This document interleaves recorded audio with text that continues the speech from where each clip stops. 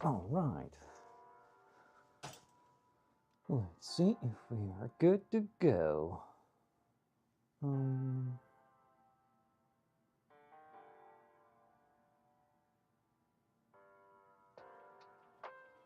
I think we are. Hello, hello. Check, check. 1, 2, 1, 2, 3.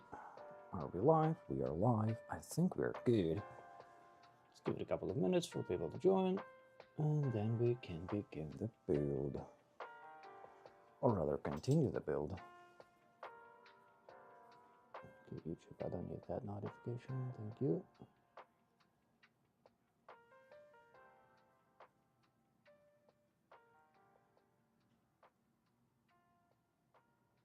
All right, sweet. Let's give it a couple of minutes. Boom.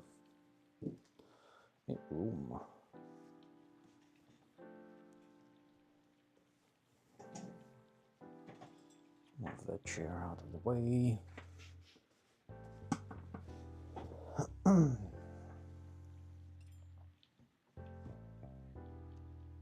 Let's see what we got here.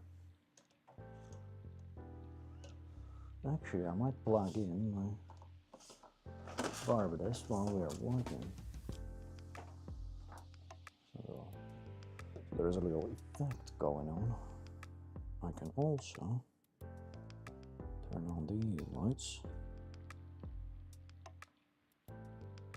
Oh yeah, that's even cooler now. Nice.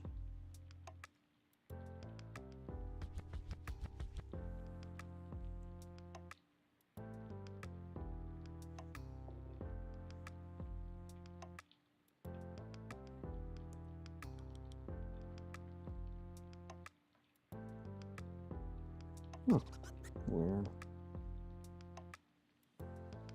Hello, hello. How's it going?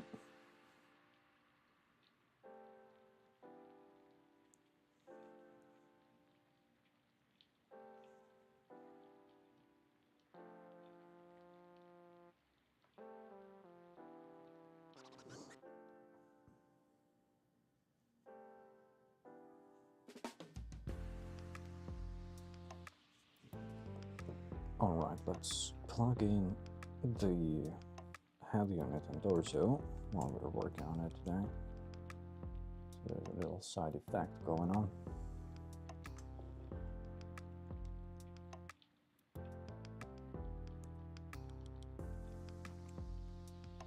To pop it in a low voltage mode.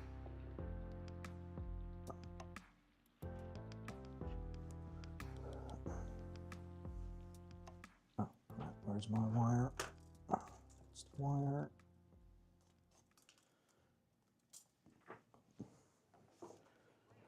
Forgot the USB plug. Let's get that over here.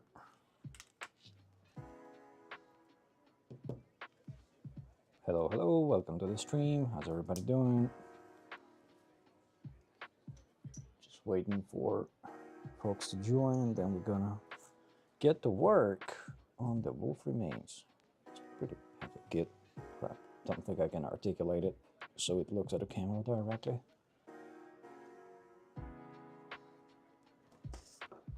We've got a lot of work to do today.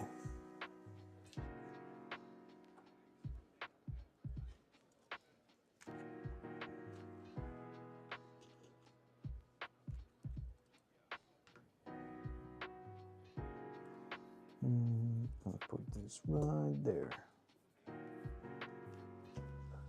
All right, let's move along. So I need to start with the arms. I've prepped all the parts ahead of time, so maybe I actually will do the legs first because they're kind of right in front of me. Yeah, let's do the legs first. So what I tried to do is over the last couple of days I actually prepped a whole lot of parts. Yeah, so quite a few parts, and so the goal for today is just to assemble these parts. So we're gonna start with the legs.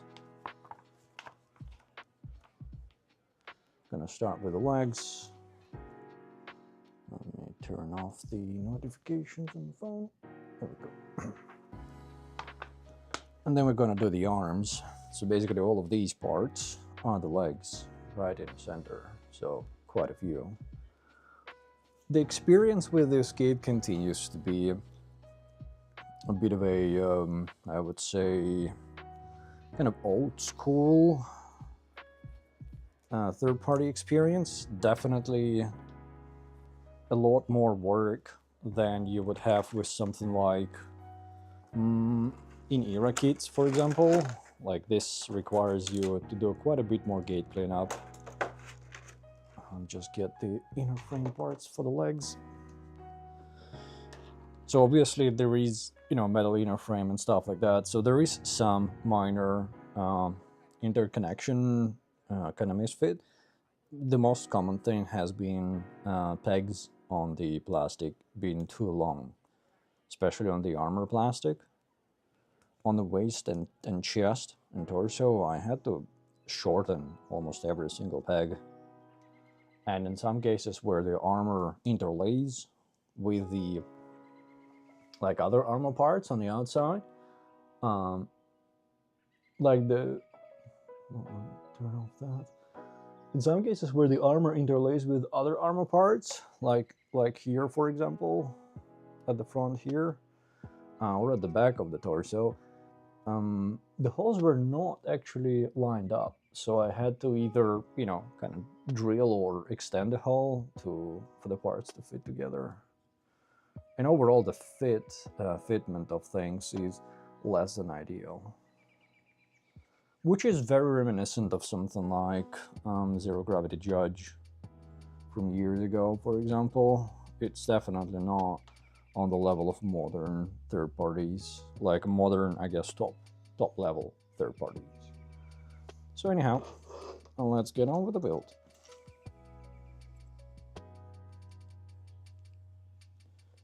Gonna start with one leg and then I'm gonna do the other.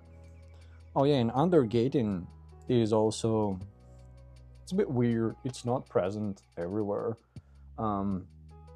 It's present on parts. It's present on a lot of parts like these white parts, like armor plastic, but it's not present on a lot of parts that are darker. So for example, right here, you have gates that are very, very obvious, and a stress mark from their removal is quite visible, unfortunately. And there is really no way to kind of get rid of it other than full part sanding and painting.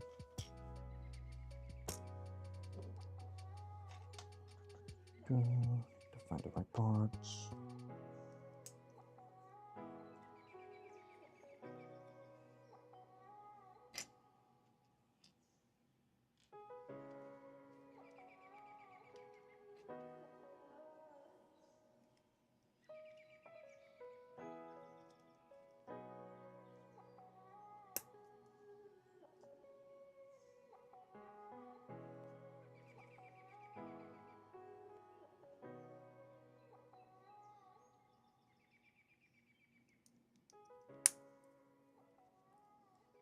We'll see how the legs go. So far, so good.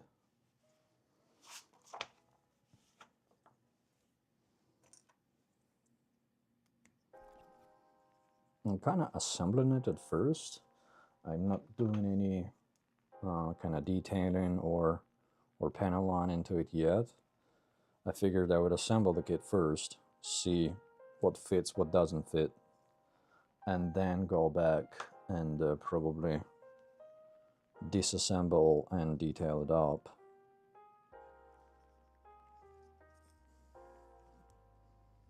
Because most of the time when I detail on the first kind of go, I have to be very careful on the assembly to not mess up the detailing.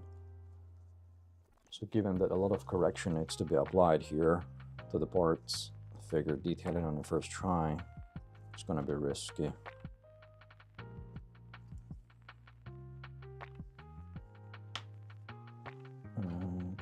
That would be this part. And this one, okay.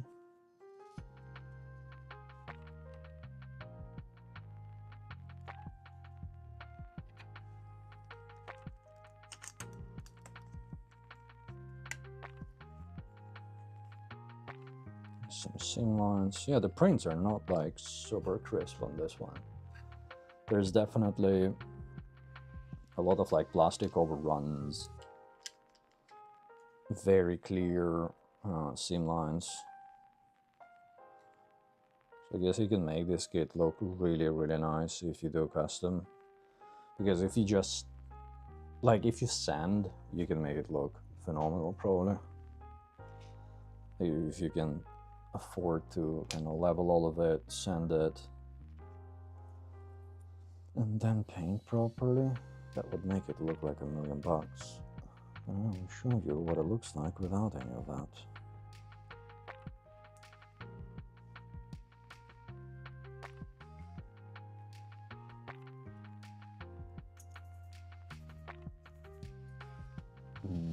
That goes into the lower one.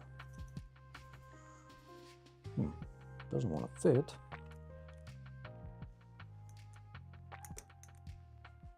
Don't tell me I need blue tack already. No way, dude. No way. Let's check the other part. Maybe it's just this one. Yeah, it just doesn't fit well. And goes into the lower, huh? Yeah. Or not. Hold on a minute. See where this is supposed to be. That's definitely there. Kind of lines up here.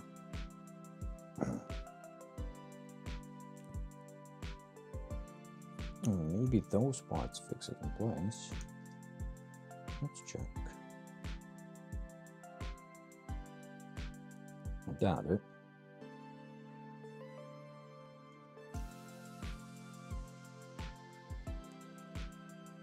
But we should try.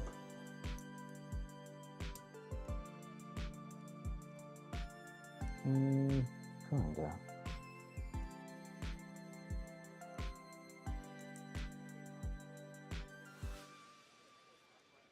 They do? Oh, interesting. Okay. Didn't expect that.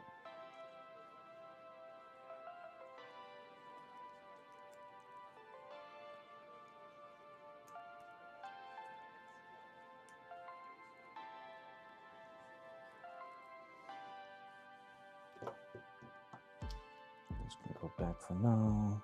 I guess that would be front of the knee armor. Okie dokie. Let's find all the necessary parts. That would be this one. Yep.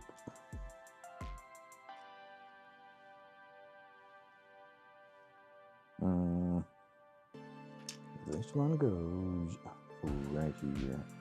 No. Crap. No idea. Oh, okay. I gotcha. Gotcha. There we go.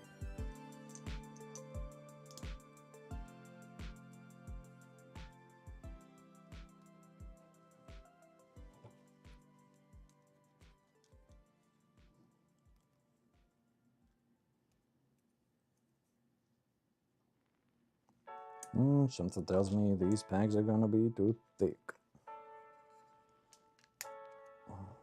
Does it bend here? No, it doesn't. Alright. I would be surprised if they're just going first try.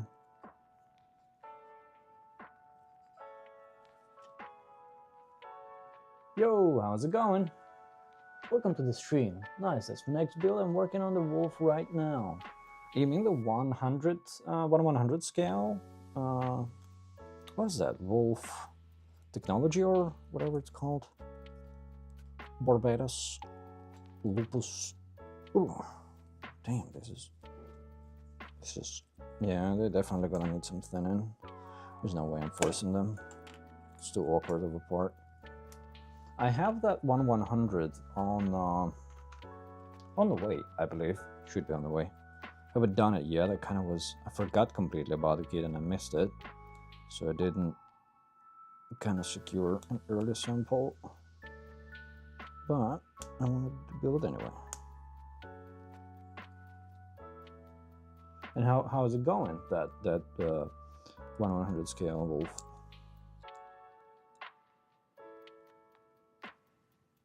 I saw some positive feedback about it, although I saw some negative as well. On my in-era Fenrir review video, some people left a comment saying that, judging by, you know, the build experience here on the Fenrir, it's much better than the 1/100 wolf.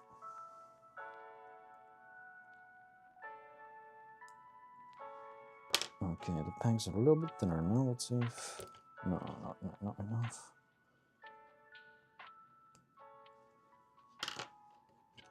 Don't want to thin them out too much. Let's see. You want to go in? Come on, you can do it. I wonder if that's it. I wonder if that's it. It's a bit finicky. All right. Come on. I think you can slide in a little bit.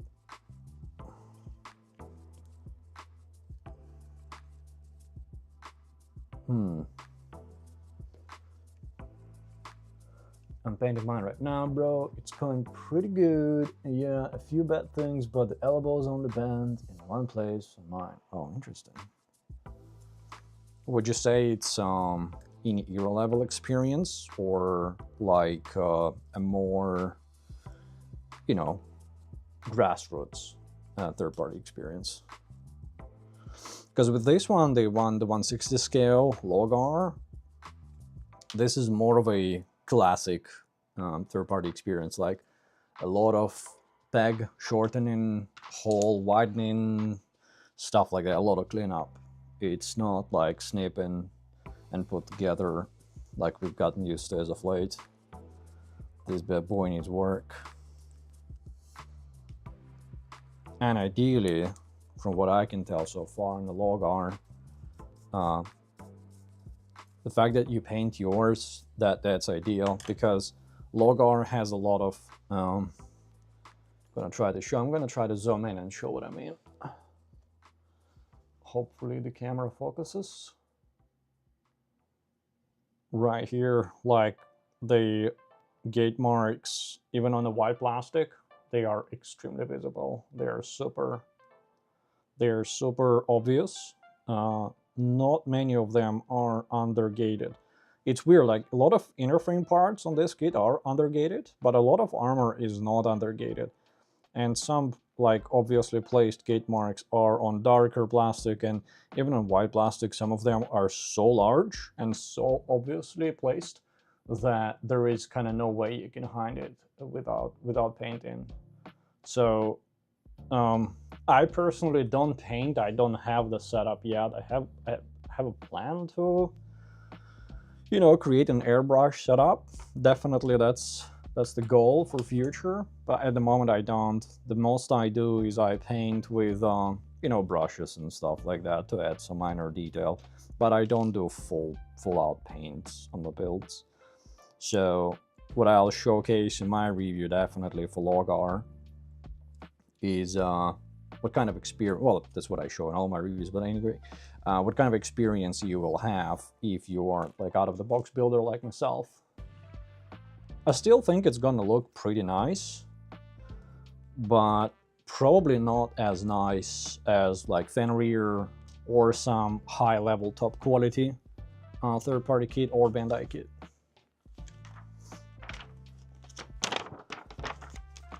And that's mostly because of the kind of plastic quality and the print quality and the gates placement. Even though the plastic itself is actually not bad, it has very subtle texture on it, so it doesn't look too bad out of the box. Like, it's not matte for sure, but it's not like super plain white shiny plastic, so it's a bit of a mixed bag.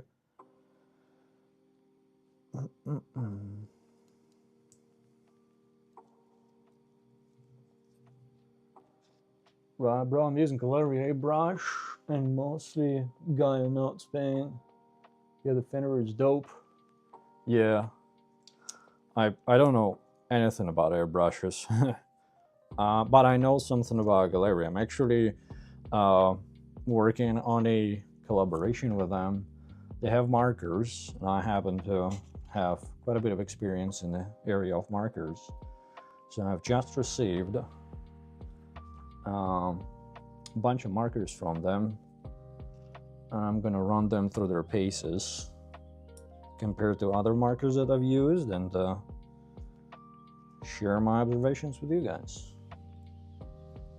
I haven't tried their markers before, but I have tried these PIA markers. I've tried no-name third-party markers. I've tried Gundam markers, Speed Paint Army Painter markers, and AK Interactive. Different tastes of those markers.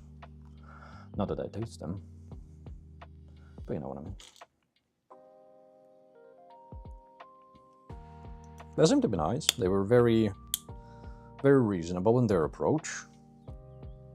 They understood my criteria for independence and stuff like that, and creative freedom, which is not the case always. And how are their airbrushes? Are they good?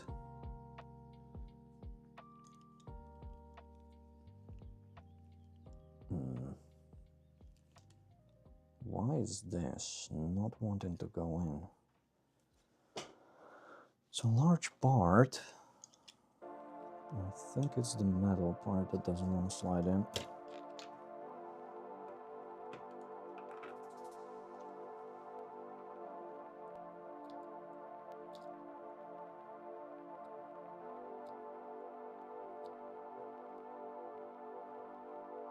Let's try to kind of thin these parts. Let's see if they slide better. With some sort of like a ramp at the end.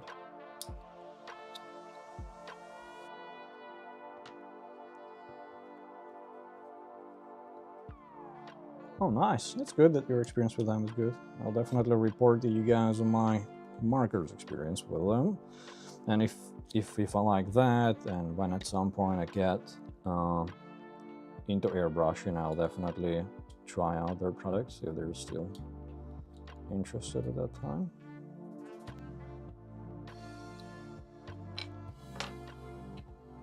It's the space. I live in an apartment, so finding a room for like a booth for airbrushing, that's the biggest challenge. It requires a lot of room. I found a few like there are some really nice airbrush booths with like waterfall thing that filters out the air, like captures all the aerosol stuff and filters it out. But even they're like quite hefty units that you need to ideally kind of permanently place somewhere.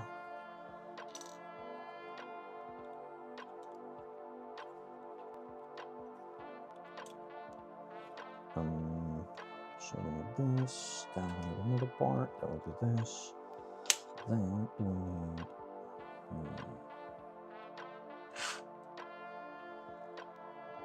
C2 without blue, that would be this. Is C2 blue? I don't remember. No, C2 I think is deep blue. Yeah, C213. These ones.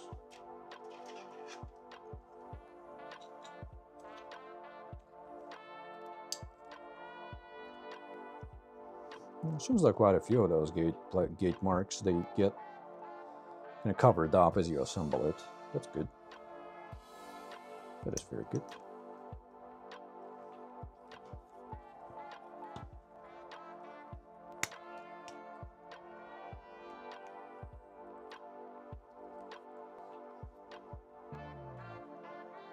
I guess that would be side armor.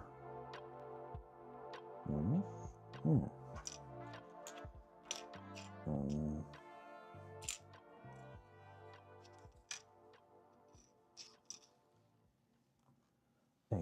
that would be grease. These guys. There'll be more grease. There'll be these guys. And there will be this.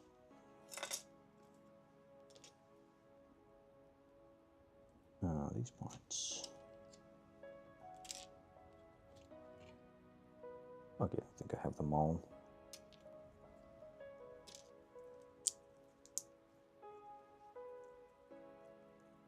Like that.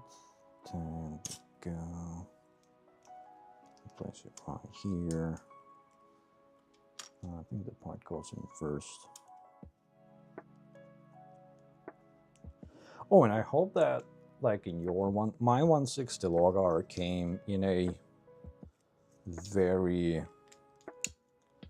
inconspicuous box. As a matter of fact, it was like 3 boxes of varying sizes and very. I think Gundam tried to do their best to package it all up, but like, so they put it in their own packaging.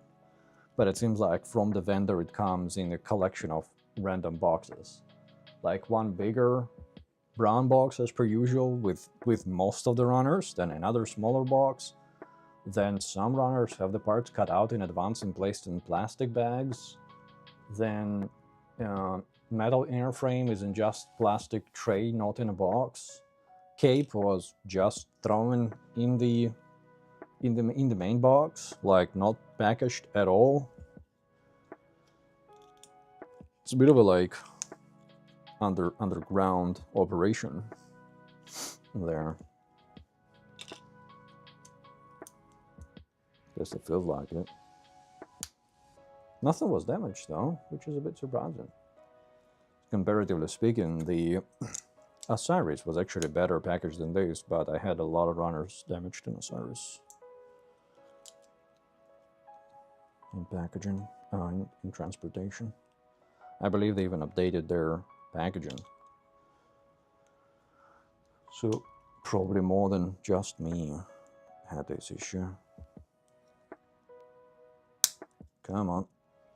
There we go.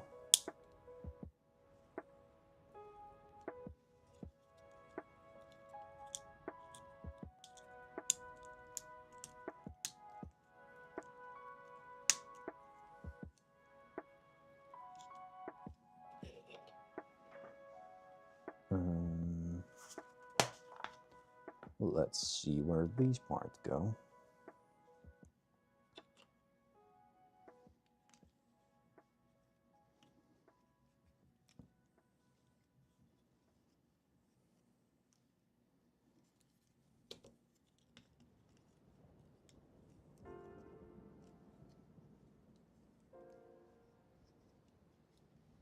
Not bad. So far, so good on the legs. Surprised. There were a lot more fitment issues on the torso.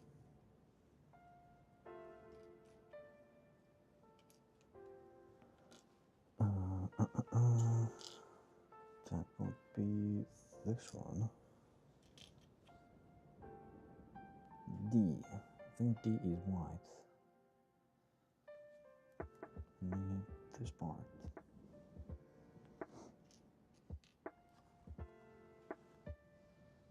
I believe that would be this. Okay.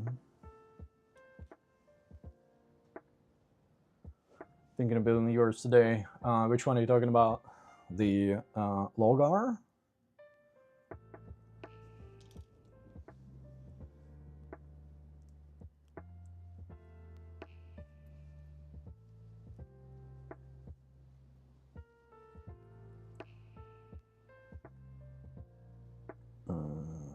Just clean up that little nut mark there.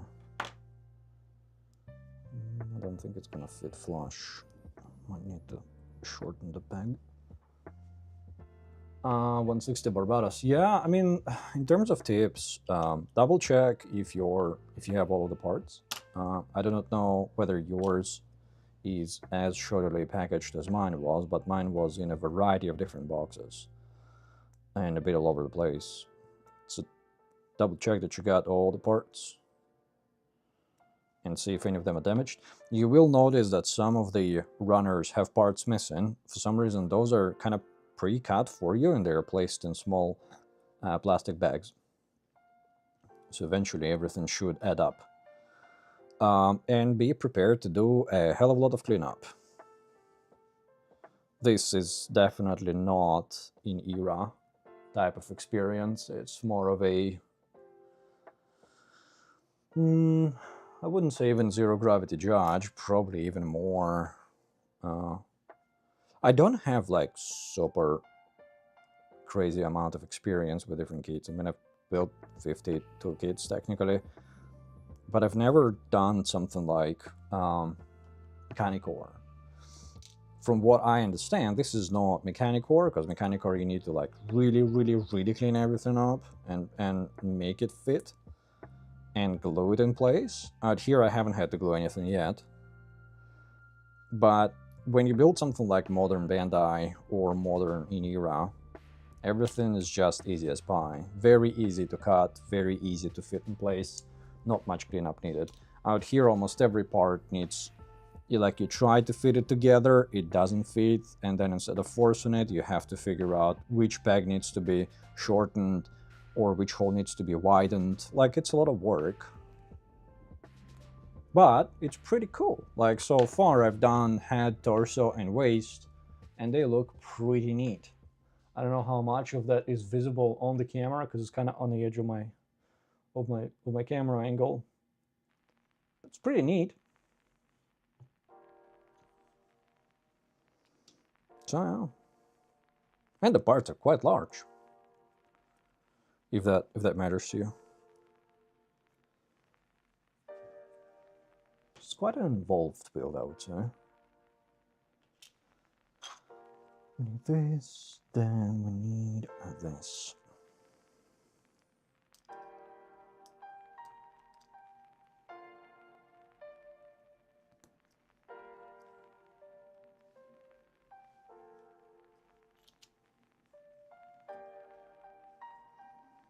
And ultimately it's a 160 barbatos. So it's well worth the effort.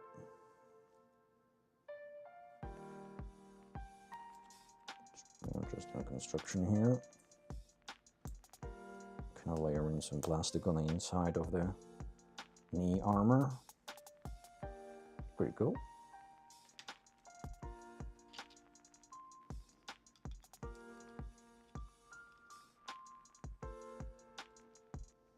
Ooh, nice. Very nice. That's a thick leg, dude.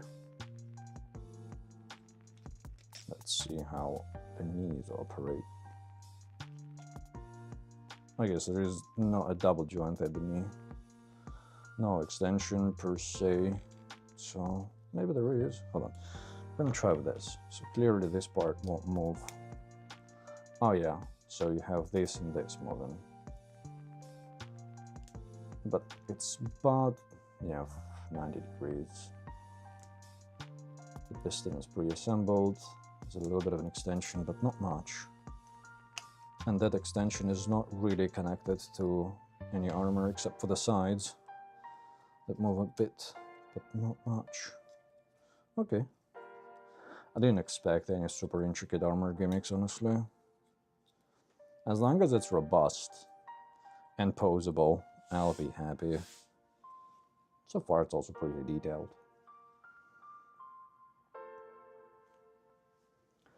Thank you for the info. Oh, you're welcome, dude. Really cool and sharp. Yeah, it is. The prints are a bit. It's a bit of a mixed bag. Like, I'm gonna zoom in a little bit. Pretty still there to kind of see what I mean. So if we focus very closely on the leg, there is a lot of like gates that will remain visible even once you assemble it. There's a lot of gates that are open and very visible, like here on the sides, like here. And there's a lot of like print overruns, like here. You can clean all of that up with some hobby knife and stuff like that. But at the same time, the prints are indeed sharp. Like, look at how well this part is printed. It's very sharp, there are no soft lines. It's nice. I think they did a fairly good job, and they also clearly care about the design. And wherever you're gonna end up panel lining, it's also pretty sharp. But at the same time, some parts are misprinted. So like this one has a cavity in it on the inside, so it's like a bit of a hole. So this is a very, very obvious seam line here.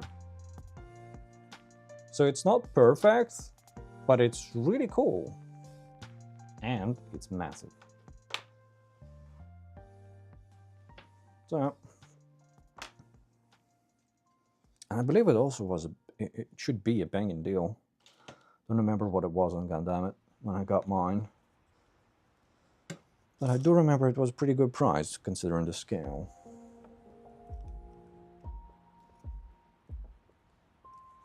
Let's put this there.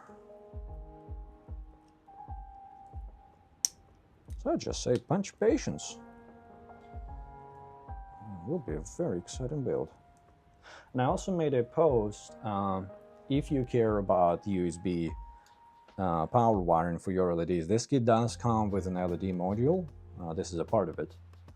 But basically it requires one watch battery, and this is a magnet activated relay here, and the LED was here. So if you have soldering equipment, you can desolder the LED and directly solder it to a USB power lead like I have with mine, because the PCB on which the LED is placed has a resistor on it already. So it's super duper easy. And as a result, you get this. Hopefully the camera focuses on that. The wire can be also managed inside the back of the neck, and I posted a picture showing which part you need to kind of carve out a little bit to run the wire. And yeah, it's a pretty easy mod. But as a result, like USB powered LED in a head unit, all of a sudden, no problems.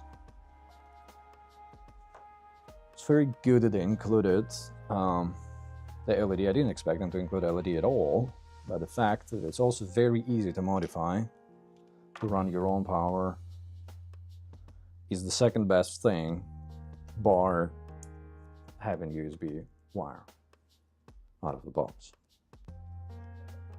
Good on them.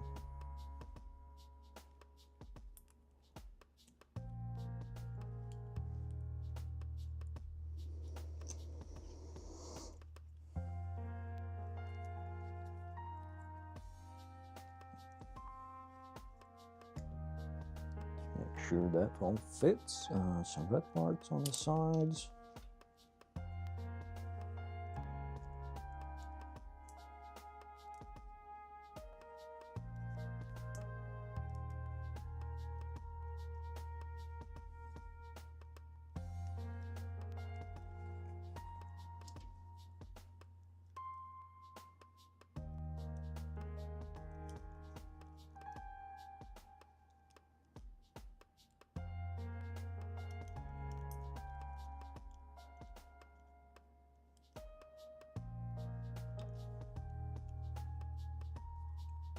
Nice. Okay, and I need to assemble the toes.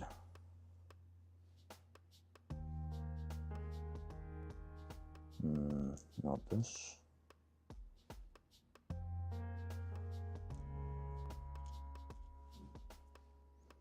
No, it will be this. Yeah, this one.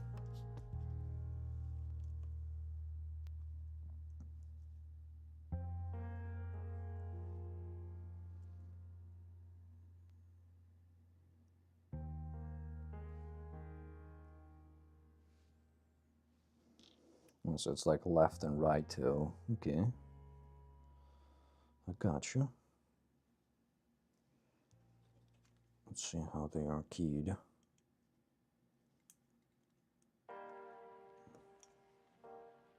Oh, nice. Though I wonder if they will stay in place when you try to articulate this. It's only one little peg. I would have ideally preferred that there's some sort of overlapping on or underlaying armor part that sort of takes the brunt of the weight.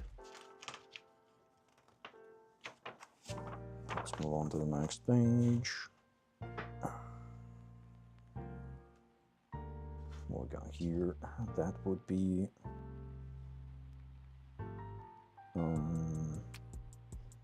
where is that point? Be this one?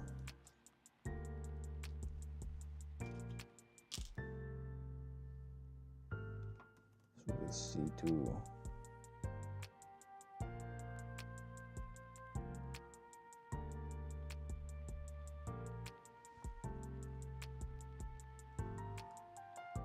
Yeah, it doesn't look like it. And it does. Weird. Weird.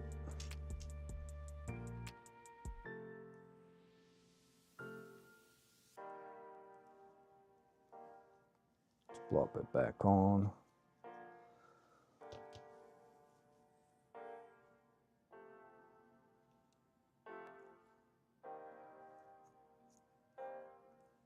These things are sharp as needles. I poked myself while I was trying to cut it out.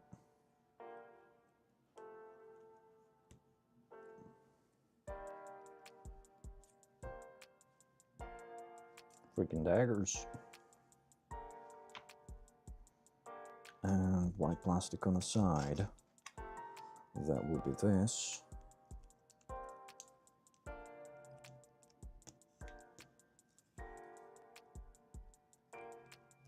Oh, come on. I think I'm gonna have to work it in a little bit.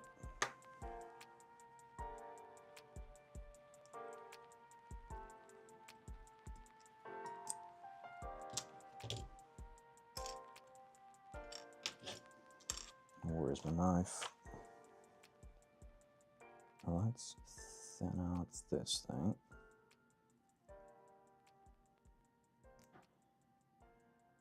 Just at the beginning, so it slides in. I'm gonna shorten it for now. Hopefully it won't be required.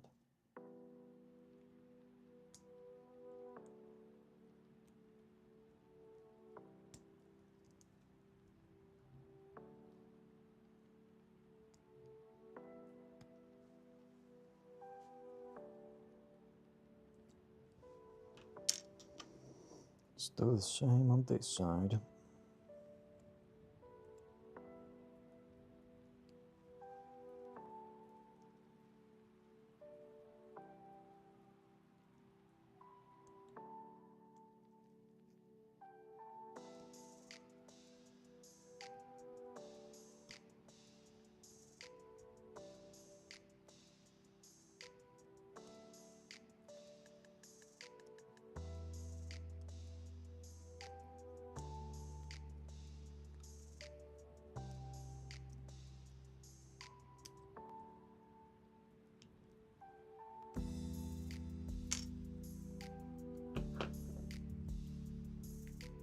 Let me turn on my fan. Give me 1 second. Okay.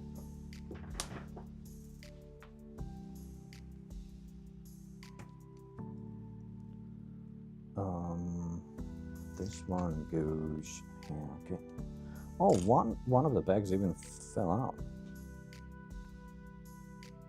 Interesting. I didn't even apply pretty much any pressure to it. Although, so if we can extract it. Well, that baby is stuck.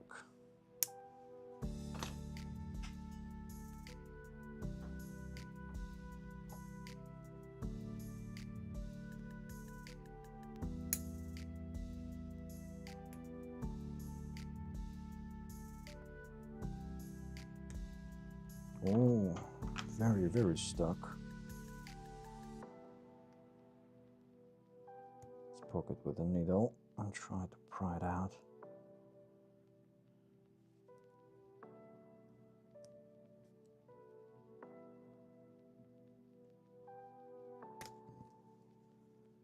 Sheesh.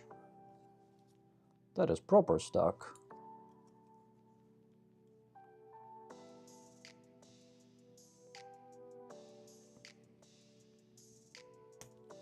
There we go.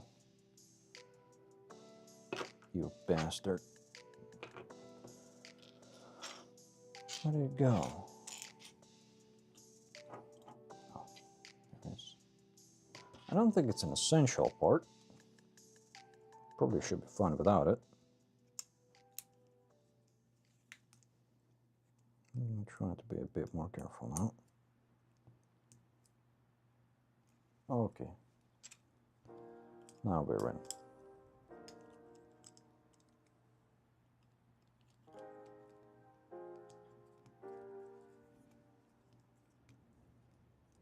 And the other side. Good.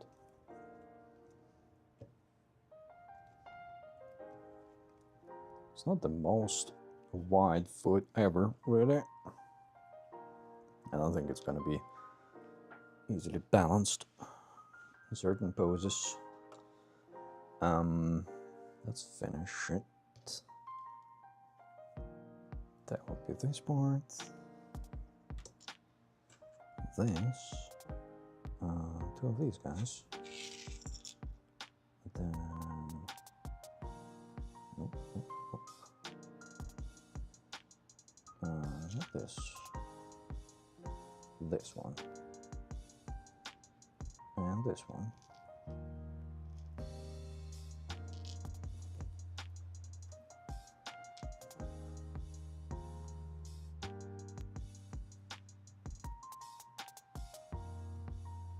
Okay.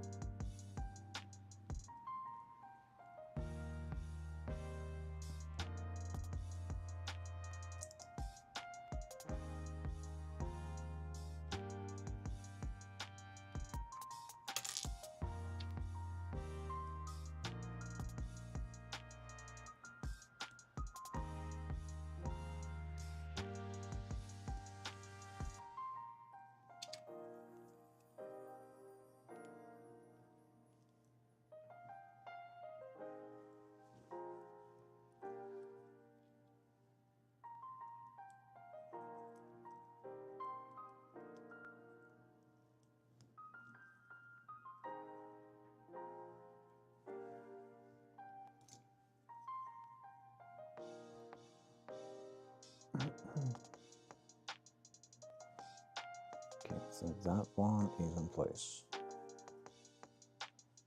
And then this goes right here.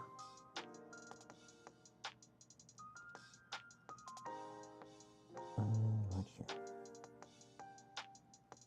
And that will be front of the foot armor.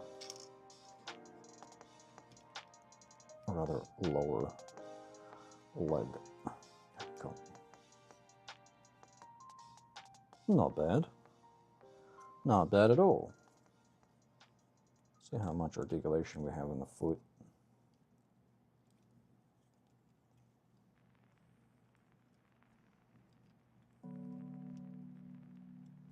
Oh, that's quite a bit. The heel is not... Is it? No, it's not independently articulated. It's kind of all together. And the ankle is extremely stiff. Quite limited in angle by the piston.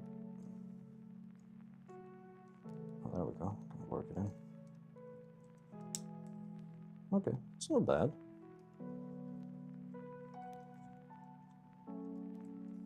So if I bend this forward, see how much I can get.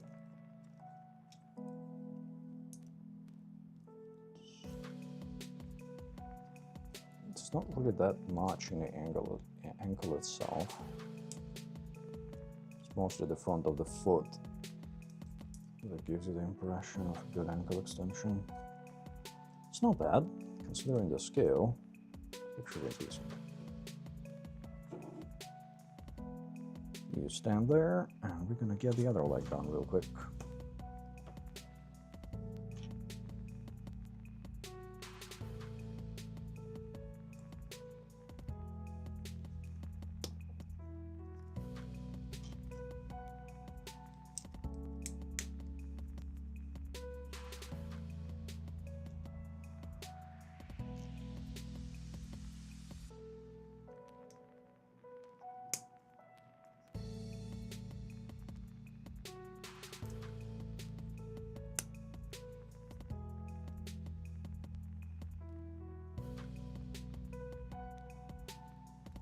side armors of these guys.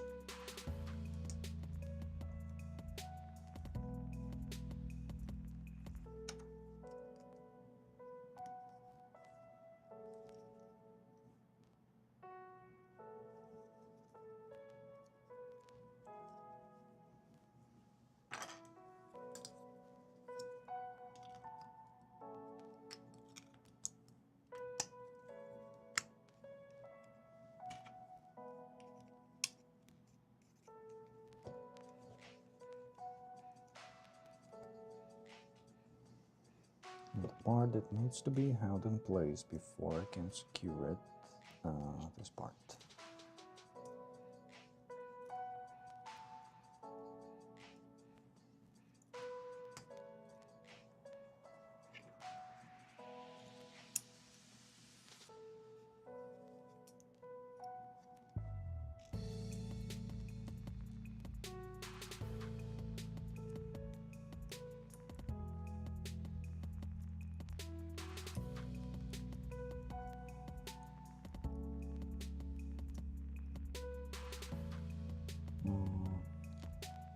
The other way around.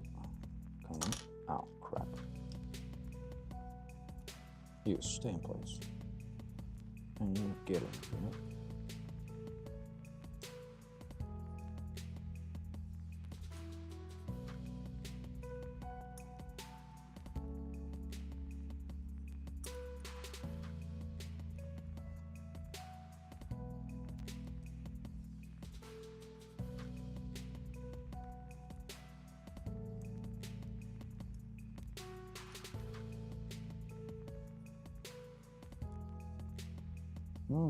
Why did that come out? Are you dead feet as well? Let's see. No, just a tight fit. And it's in place. Good.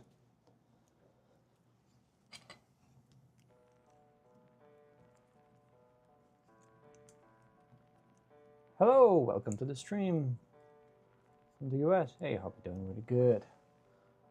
I'm doing pretty well. What about yourself? Just working on 1/60 scale barbatos third-party kit. And complaining, just a little bit, as per usual.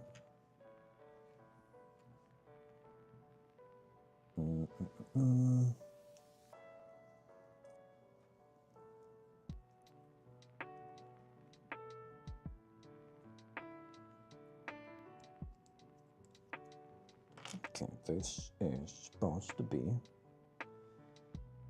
Ooh, did I mix up a part earlier? It doesn't matter. I don't think it does, it's inside the knee. So it should be alright. Okay. I presume it's gonna be alright.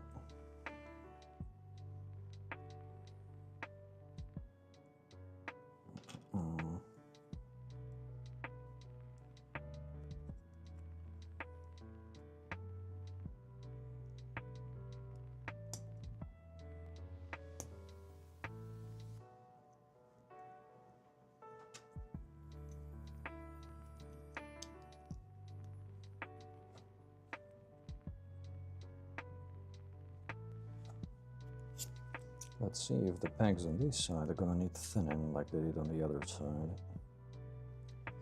Something tells me they will. Yep. Yep.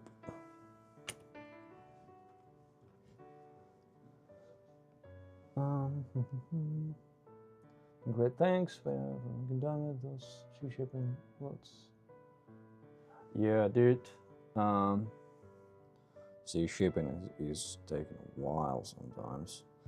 The longest I've had from Gundam on sea shipping to Canada, I live in Toronto, was for my XS, no, EX Monument Talgeese, the new version of the Monument repair type. It took 6 months, probably. Got stuck somewhere. I was hoping to build it by now, but instead I only got it this week. and it went straight into the backlog. Hope I'll find time for it. Might as well wait until the weather is good enough for me to top coat it.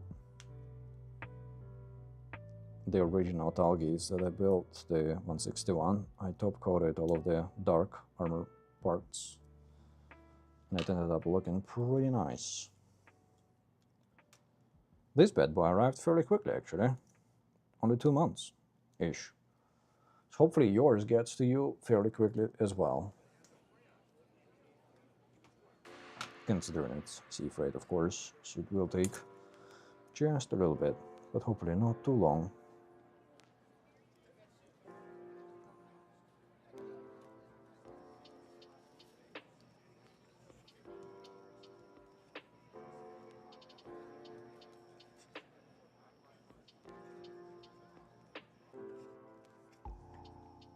Hello Gondro, how's it going? Welcome to the stream.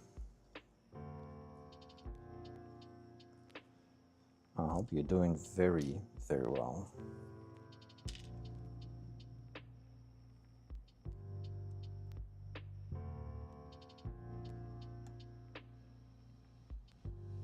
So like this, see if it fits. It does, nice.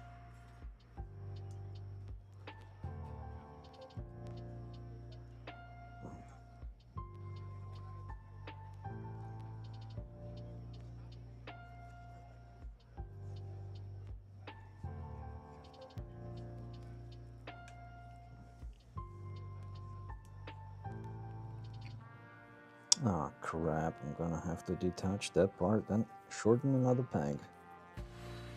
Although it's not super visible. Nah, won't let me. I don't like leaving it like that. There's quite a few parts in this kit need work.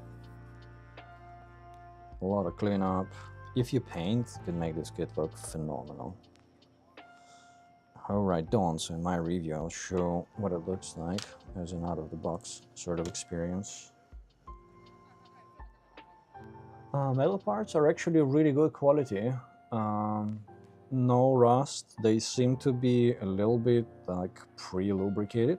Because when I first unboxed all the metal parts and kind of tried playing around with them a little bit, my fingers were covered in some goop, like oil.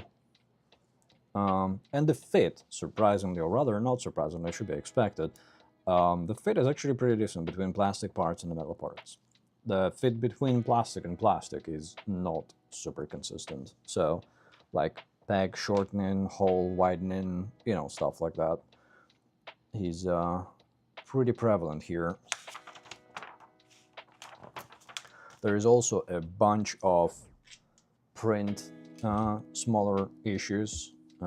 Like for example here, let's see if we are focusing on it. You can probably see here, like there are some like cavities, like valleys in the plastic on the side. The gate marks are super obvious.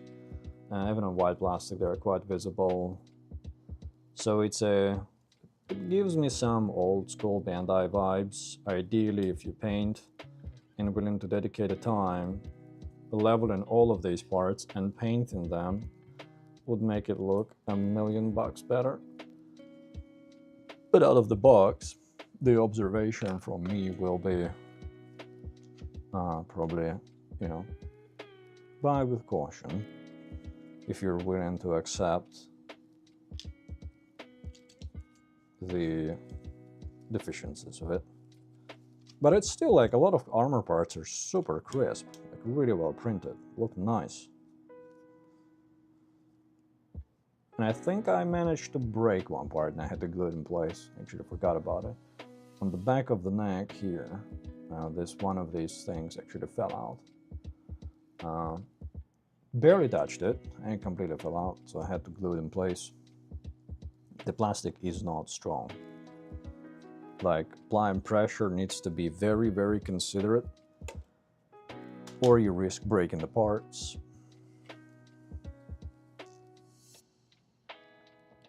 It's all ABS.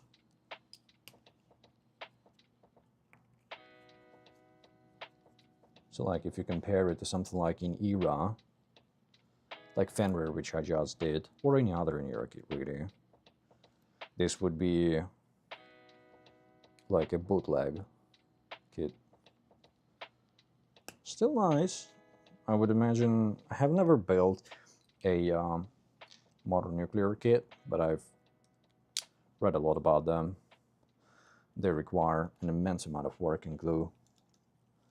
This doesn't, but it still needs work. It's not like snap it off the runner and put it together. It's like snap it off the runner, assemble it, see if it goes in, and if it doesn't, figure out which parts need to be slightly modified for them to actually go in.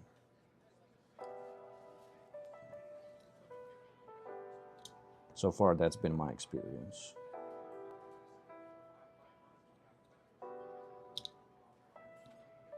But considering the price and the amount of stuff you get, it's still a pretty decent value. And actually, because this is an inner... I might be jumping the gun here, but because this is a metal inner frame thing, it might be more posable in this scale than the PGU New Gundam, which is a flimsy experience, the PGU New Gundam. The PGU RX-72 is really a good poser. The New Gundam I found to be extremely flimsy, has to live on its stand, which is not even made for it, it's made for unicorns. So it turned into a bit of a statue on my shelf.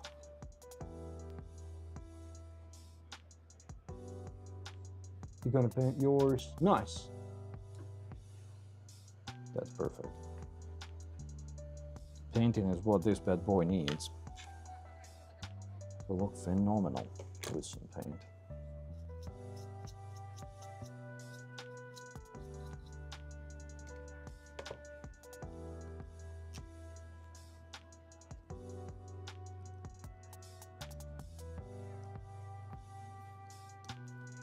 Son of a biscuit, get in place.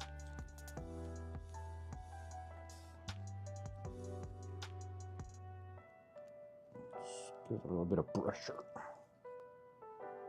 And we are, I think, in... Yeah, all right.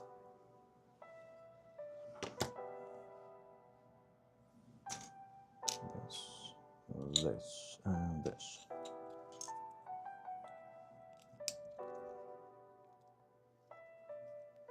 Is that going to be your next build, or what are you working on right now?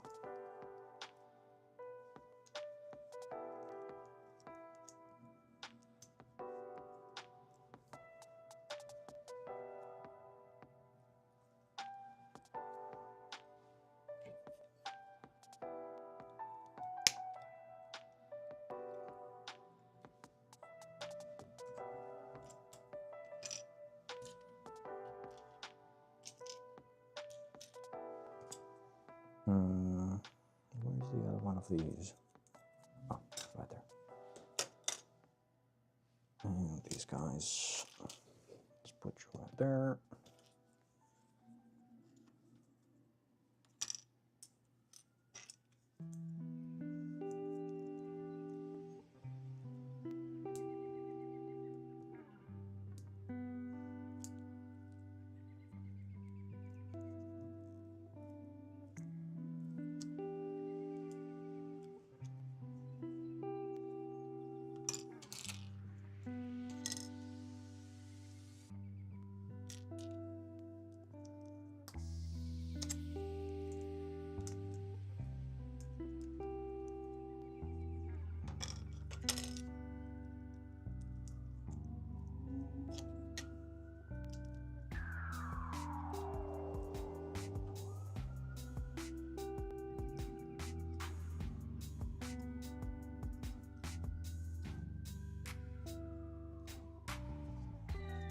Clear, and the back side of it gets a little curly part, like that.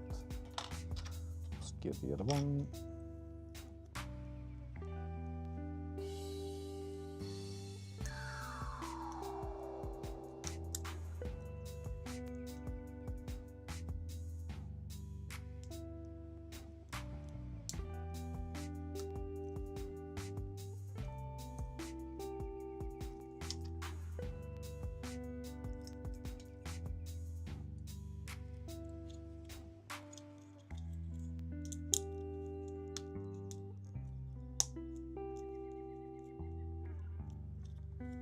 good.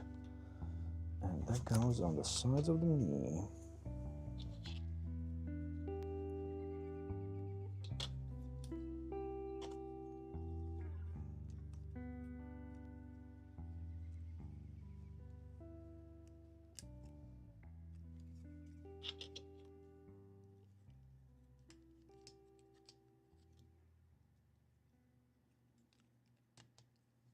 Right now I'm customizing a few bootlegs like Justice Zigok and HG70FOO kit. Justice Zigok. I don't think I know that kit. Let me check. A quick Google. Zigok Justice model kit.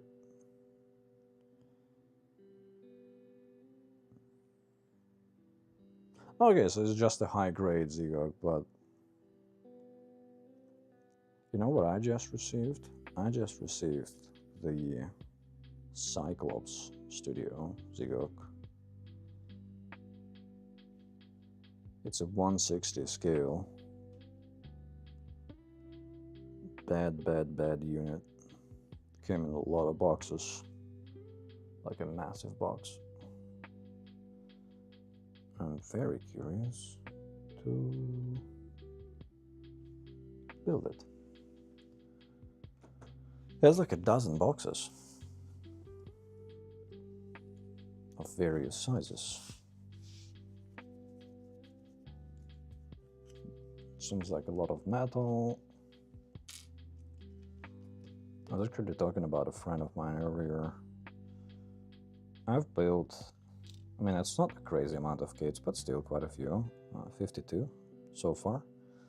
And I have never done a high grade. I've bought a hell of a lot of high grades.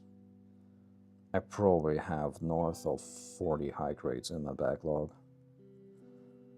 I've bought all of the Witch from Mercury kits. I've bought all of that Netflix Gundam show that was a couple of years ago. I've bought all of the GQ.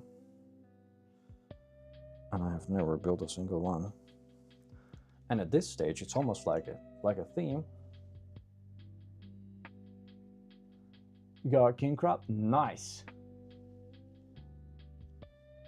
I'm very much looking forward to building mine. Looks mighty exciting.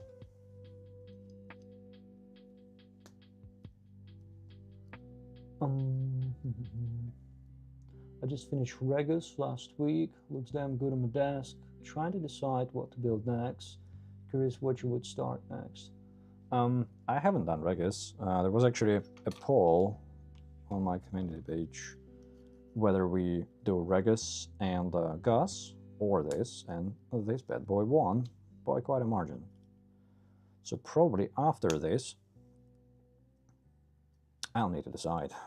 I kind of go off of if I cannot decide myself, I choose a few, and then you guys help me select via community poll.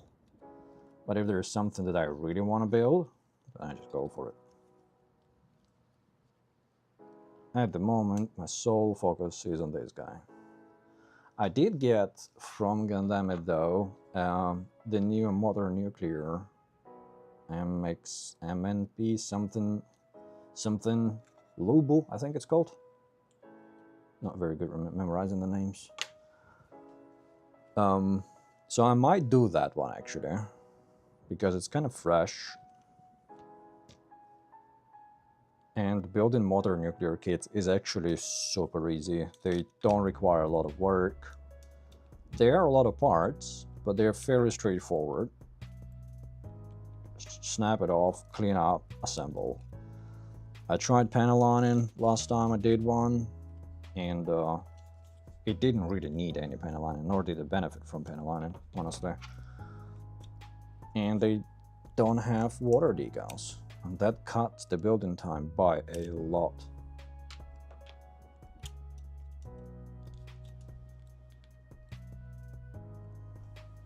And something tells me that the King Crab build is going to be a big undertaking. It's just a hunch. And since I got EX Monumental Geese so late in the game, I might as well wait until the weather is good enough for me to top coat it. So that's my thinking so far.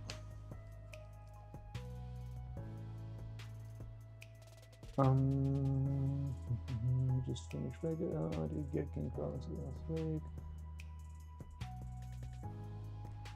RG Perfectibility, MG Fuzz, Sky Defender, or Fenrir. Ooh, ooh. This is a very difficult decision. Let's go through them one by one. How I would, I guess, do it myself for me. RG Perfectibility. It's probably the smallest build of these bunch in terms of scale, but probably is also quite a complex one. As far as I know, real great Gundams are known for very flimsy, breaky inner frames. You're gonna have to be careful. And if you decide to do decals on it, it's gonna be hundreds of tiny, tiny, tiny decals. But Perfectibility Unicorn is a phenomenal design. I have it in perfect grade scale, love it. It is a centerpiece of my collection and will remain until something can be more spectacular than that. So that kit is a very good choice to build. Next you have MG Fuzz. I have not built that. I have just recently acquired it in my backlog, and it's a really cool kit. It's Gundam Sentinel. Gundam Sentinel is always cool. Unless I'm wrong. Is it Sentinel? It is Sentinel. Phenomenal build, lots of extra plastic. I don't know if you got the new one or the old one. I was debating getting the new one or the old one and ended up getting the old one. I think the old one looks cooler. If you top coat or paint, that kit kinda needs it. Probably an easy build and a larger scale bit, something like Bombastic. Then Sky Defender, I mean, it's always a good time to build Sky Defender. It is a phenomenal model kit. It is one of the best builds one can ever do in this hobby. It's just, but it's a very large build. Shouldn't deter you from it, just be ready for the, experience. And once you build Sky Defender, your life is not going to be the same. Mine hasn't been. I cannot help but compare every single build since Sky Defender to Sky Defender. It's just, maybe it was like perfect storm for me, or something else, that it's a phenomenal kit. The building experience of it was especially good. It still has arguably the best guide ever done for model kits, at least in the mecha side. Never done any other model kits. So Sky Defender, hell yeah, absolutely. And what else? Fenrir. I think Fenrir is a very nice balanced kit. It is very high quality. It's in ERA, obviously. It has very good guide, second only to Sky Defender, in my opinion. It's a fairly easy build as well. So Fenrir, you can knock it out of the park probably very quickly, have very good experience, and it doesn't require a lot of work, but you might be drawn to spend more time on it because in ERA has these very good inner frames with a lot of details that they mold into it.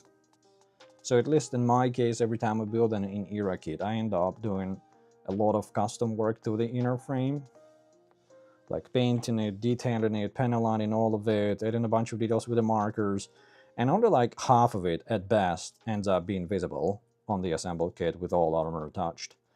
But damn, it's so good. It's just the experience building in ERA kits is always top-notch.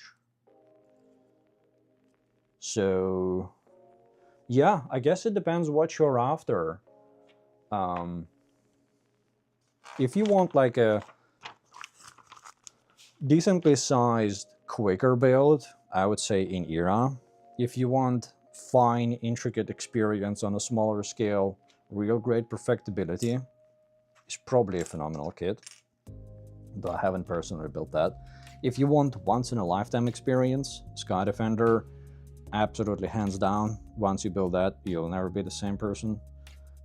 And Fuzz, cannot say much about Fuzz, I haven't built it, but it's probably like a solid master grade experience from Bandai. So yeah, here's a short answer to your question. I hope I helped. Oh, don't let it intimidate you.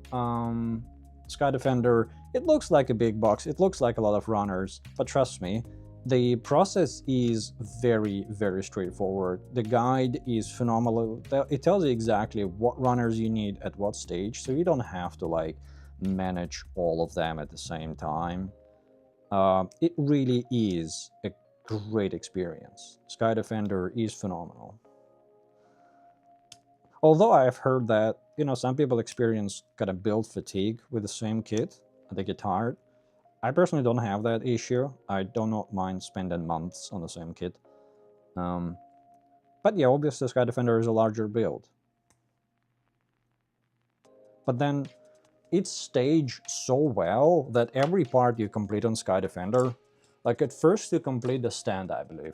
Then you do the backpack, and you immediately attach the backpack to the stand, and you just look at it and you're like, wow, this is so cool. And every step after that will be, wow, this is so cool, pretty much.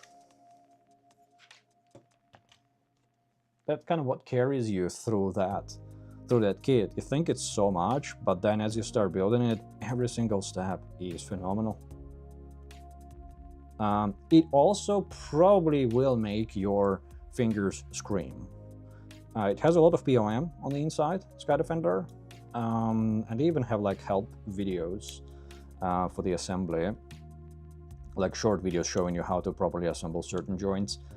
They will require quite a bit of force, twisting and stuff like that. I remember my fingers were crying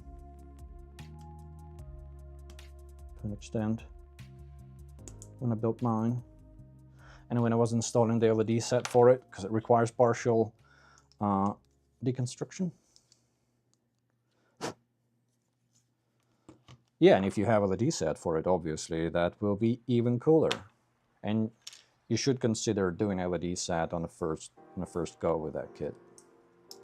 Because otherwise, LED set will require you to disassemble the wings on the backpack, the Dragoons, the beam rifles, whatever they're called there, and the torso, and the head unit. Not the legs or the arms, which is good, because those are a lot of parts. I have the Cosmos LED, there is no English instructions. So for Sky Defender, there is, if you check my video, Selfish Block here, but let me explain first. If you check my video for Sky Defender LED Revisit, I have Sky Defender Build and I have Sky Defender LED Revisit. There is a link in that video to the Cosmos's original video on how to install LEDs. So what I did my video for is for those who have their Sky Defender already done and they need to disassemble it to install the LEDs. I noticed that the original video from them did not go in depth on this particular aspect. And the video I linked to is from Cosmos, I believe, or from some other company that did a really good job explaining how to install the LED set. You really do not need to listen to it, you just watch it and you follow along, and you rewatch it, and you rewatch it, and you rewatch it, and so on and so forth. Check out my video, check out that video. It's really simple. Cosmos are really good at making LED kits accessible. They are, so the video instructions are pretty easy to follow. You don't need to know the language. I mean, I don't, and I did follow. So if I can do it, you definitely can do it, because I'm a dumbass. And then, so you follow the video instructions, and almost all of the wires on the Cosmos LED set, they're all usually very well keyed, and I can give you an email. They actually give it out themselves, but in case you don't have it or lost the sticker that usually is in a box, they have an email address, a Google email address that you can reach out to, and they will give you a PDF English version of instructions. What I did in my case for Sky Defender, I watched the video and I just used the Google Translate app on my phone to translate the printed instructions. Because you kind of need them a little bit in the beginning to do the test, to like, and that's a thing that you should always do with your LED kits. Before you install it, you assemble it and you power it to make sure that everything works well and you know how the wires connect and stuff like that. And then you proceed with the installation. So yeah, Sky Defender is phenomenal. I would have replaced my Perfect Grade Perfectibility Gundam with Sky Defender had it been larger, but it's just Perfectibility Gundam is a massive unit. It's not as complex as Sky Defender, but ultimately on the shelf, it's more imposing.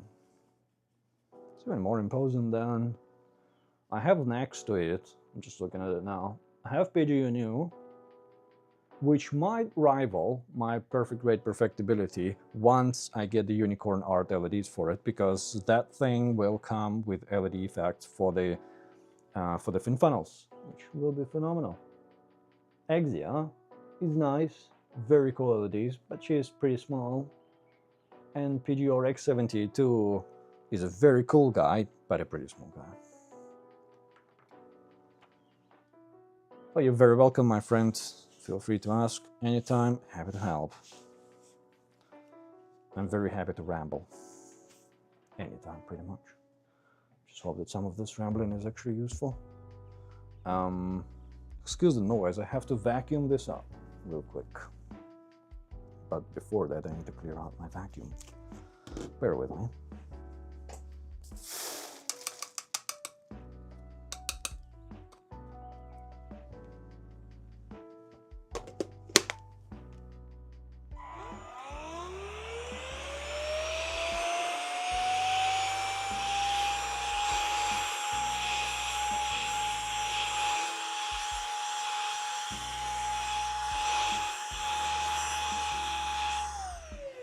Nice. The legs are assembled. Might even attach them. Are great peak right now. Hope they keep doing new kits. Oh yeah, for sure. I think, I mean, Chinese market is vibrant. You have In-Era that does, although heavily Gundam inspired designs, but still they are arguably unique designs. And they knock it out of the park with every release, in my opinion. Then you have Modern Nuclear that do fantasy designs of their own lore, and they do a really good job on it, and they're really good value. Then you have Fat Cat that simply take original designs and they upscale them and do a bunch of versions of that and do a damn good job at this. What else we got in there? I have Howling Star that do like crazy kits. I haven't built it. I actually started building Nebula years ago and I dropped it. Kind of stopped the build because I did not enjoy building it. So it's still in the box waiting for me to go back. Yeah, I mean, they have a lot of variety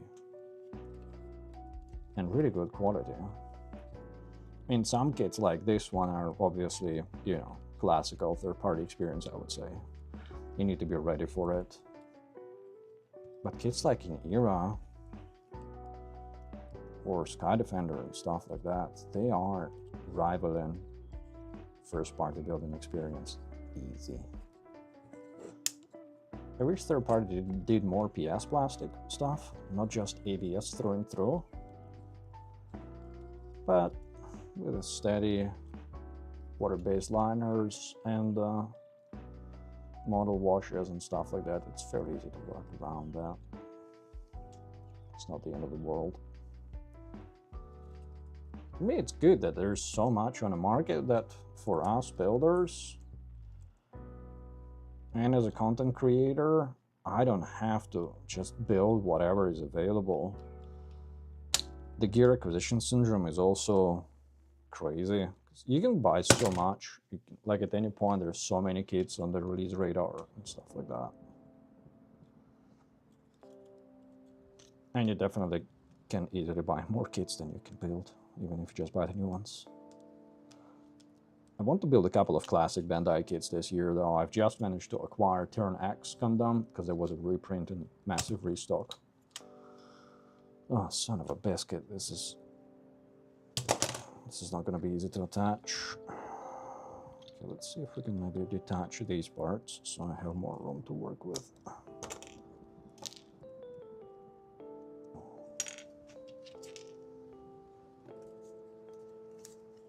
But yeah, third party, there's so many cool builds.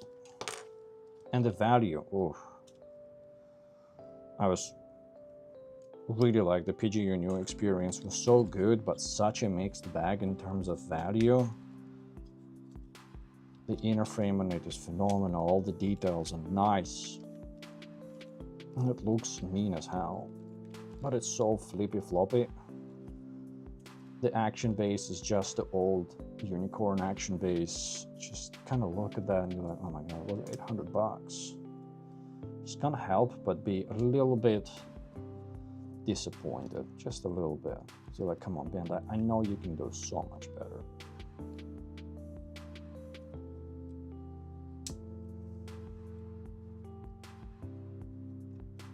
And then you see something like Fat Cat, God Gundam Aurora X78-2, and you just get like exactly what you would have expected from Bandai. Like perfect building experience. You get all the accessories, well, most of them you need out of the box. Really good value, master grade scale, really good plastic. And it's so blatant that you're like, dude, you really should have done it sooner, Bandai. Not that they are at risk. Market leader, probably. It's good that they keep getting notched in the ass to give us better value, better kits, competition, and all that. Whatever they say in schools. Okay, how do I pose you, you wobbly guy? I don't think it's so spiky.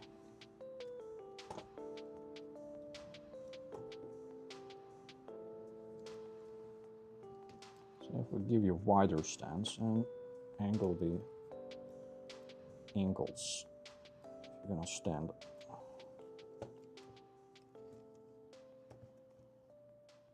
Ish.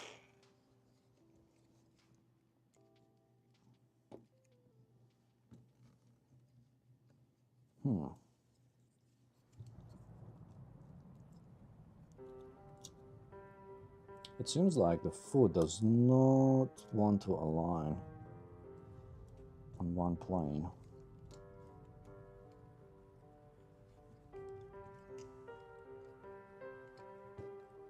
Stand still. Okay, just don't fall.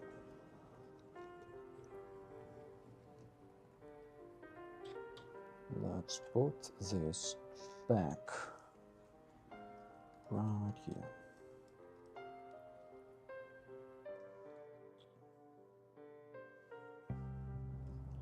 Okay, I need to find a way to stabilize those heels. They really do not want to play. Nice. Oh, dude. Something tells me that even though the inner frame is stiff, this is going to be an action-based diva.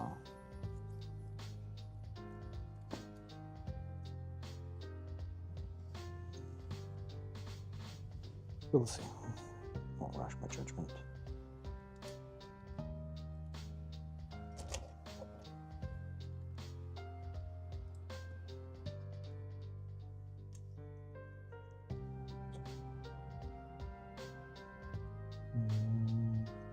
I think this first.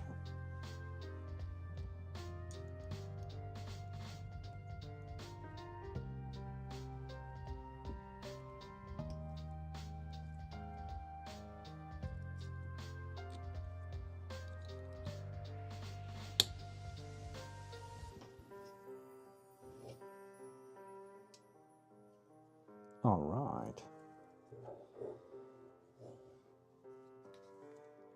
Look at these chicken legs. Damn, thick. Very thick. I haven't done the original master grade barbatos, but if my memory serves me well on the pictures, it's got pretty slim legs. This bad boy has very thick legs. It's pretty cool. Mean. Very mean. Now you... Oh. I knew the toes would be a pain in the ass, and they already are. Just pop out immediately if they get any weight on them.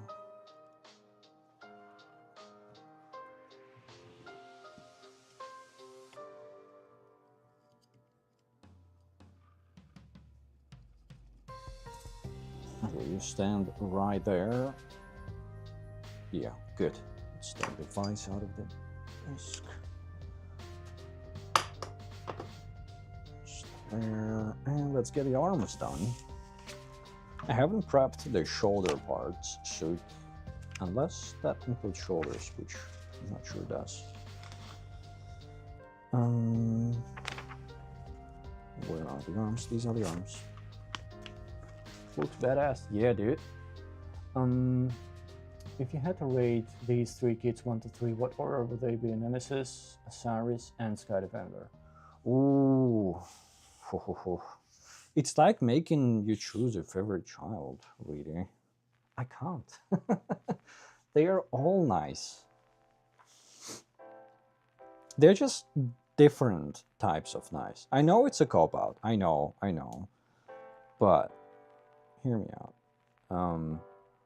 Nemesis is a 1/100 scale kit that is a really high quality in-era experience. Like, you get your usual super high quality plated plastic that is so nice out of the box. Then you have alternative plastic parts that are just red.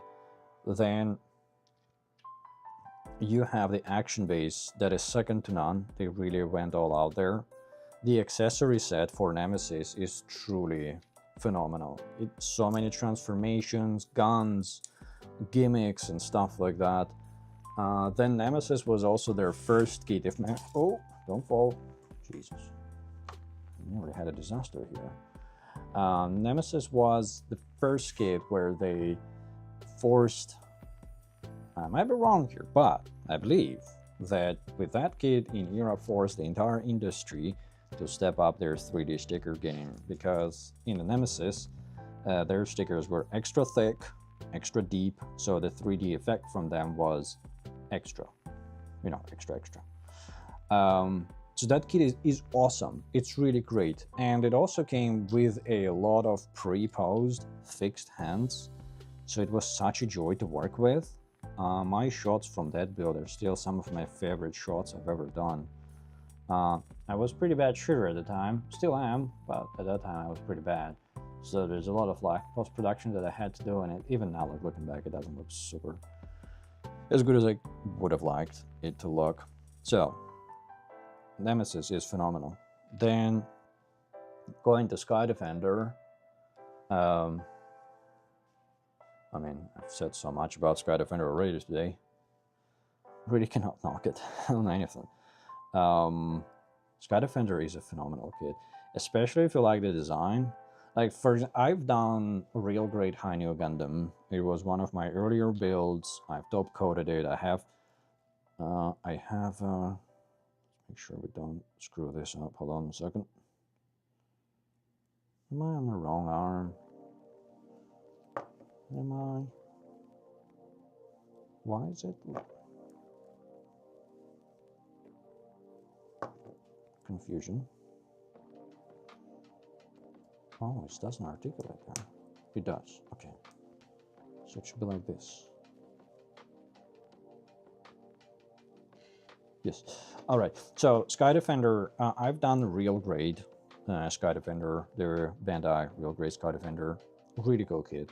I've done the LED set for it. Really nice experience. Like, it's awesome. I really do not like the design of the Master Grade Sky Defender. I just do not like that purple color that it went with there. Really not my cup of tea. Like, nothing about that kit I like. So the Sky Defender is a phenomenal substitute for that. Yeah, it's just awesome. Sky Defender is phenomenal, dude. And if you get Cosmos set for it, it's superb. Osiris is a... Maybe Osiris won't rank as high as the other two, because Osiris is a bit of a statue. Once you build Osiris, you realize that it's...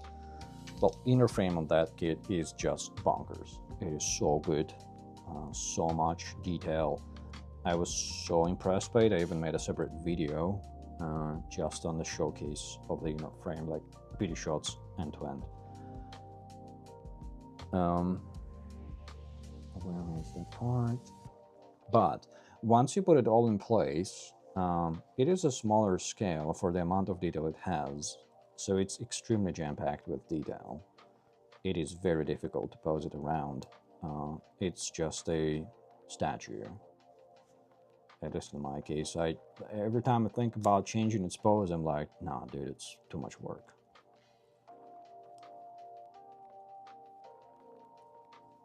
But at the same time, it is arguably the best Kshatriya kit there is. Like, it looks insane. Once again, the building experience is very involved. I cannot say anything negative about it. So I guess they all win in their own right. It just depends on what you look for.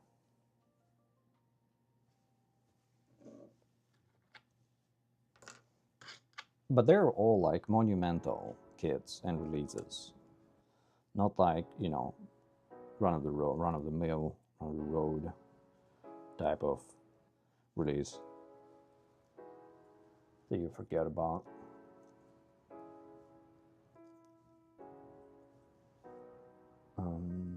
This thing, yes, this one.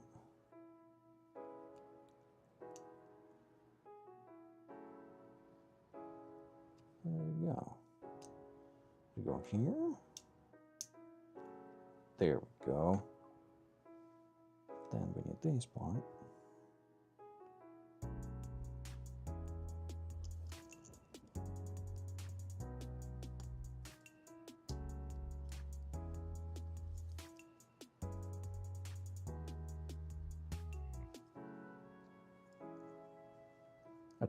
I thought about doing some like build rankings or something like that. Like for my year 2025 model kit review and figure review video that I did in December. I shared thoughts on every single kit I did that year. But it's hard to select one of the best, like one that is the best and stuff like that. I just love building in general, and unless I have really bad experience and I knock it, I don't really say much negative. I share criticism quite a lot about everything that I do. Kits, figures, display boxes and stuff like that. But overall, the way my brain or attitude at least works for now is I try to, I kind of find positive things, what I like, and that is what stays in my brain. I take notes every time I build. So for example, on the Logar, this kit so far, I have a bunch of notes that I will then use to write a script for the video. And a lot of them are like observations as I go along. And a lot of them are, you know, noting how many things that are difficult with this kit that need work and stuff. They don't go into detail like, oh, this part J16 needs to be blah blah blah. It's more of a, okay, lots of pegs need to be thinned, so I need to watch out for that, you know, and so on and so forth. So I don't always take it as a criticism. I just take it as, you know, what it is. This kit pretty much needs a lot of work. Doesn't mean it's bad. I don't know. I don't think so. But also bad is a relative thing sometimes.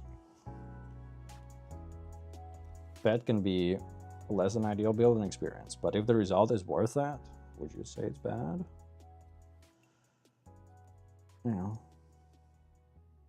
it depends. It all depends. I think I put this part in the wrong place. Maybe this part should be here. And maybe I cannot put it in now. Yep.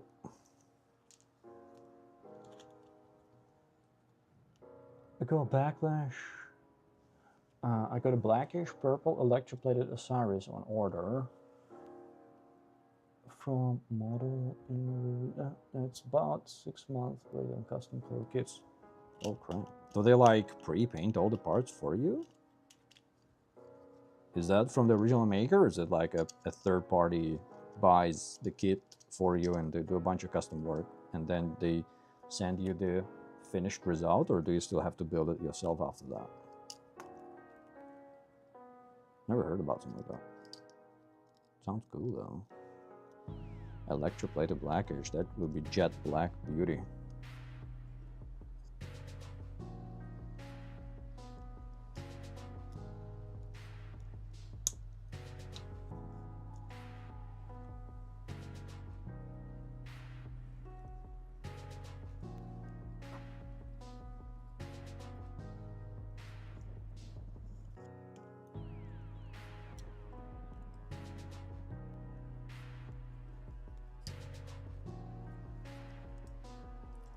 Huh. Got her down.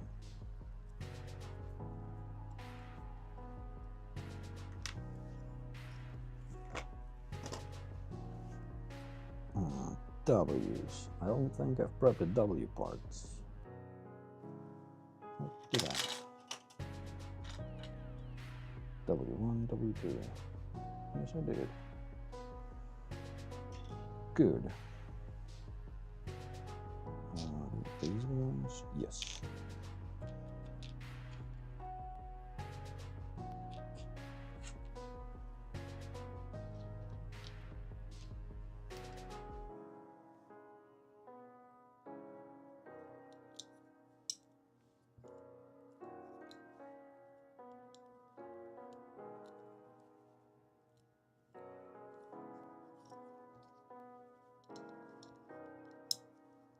Put that right here, and these guys. What I think.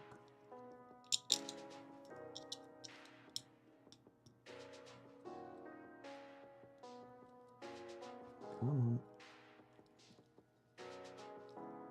Nice. Bit of a tight fit there.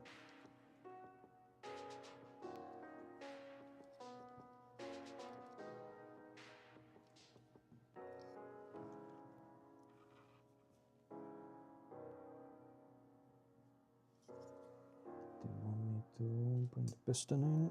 Let's do it.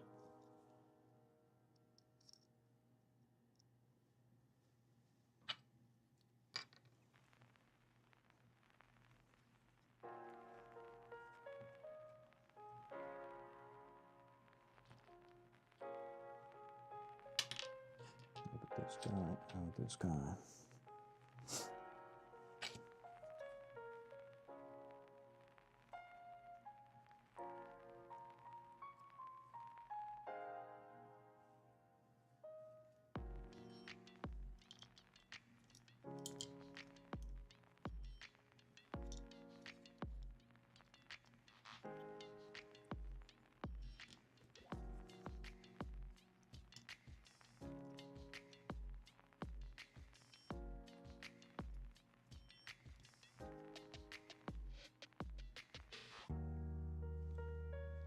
Let's do that.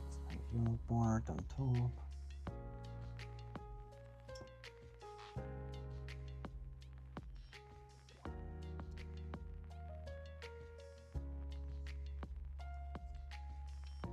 like that.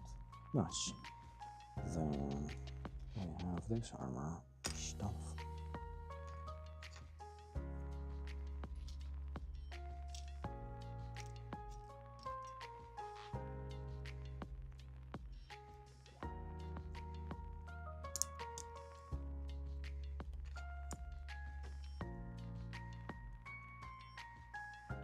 Hello, Ben. Welcome to the chat. How's it going?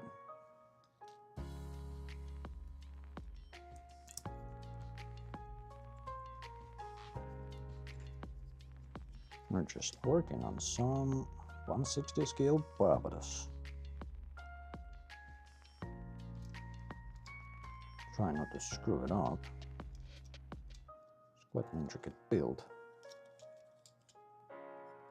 What are you working on, my friend? If anything, just hanging out.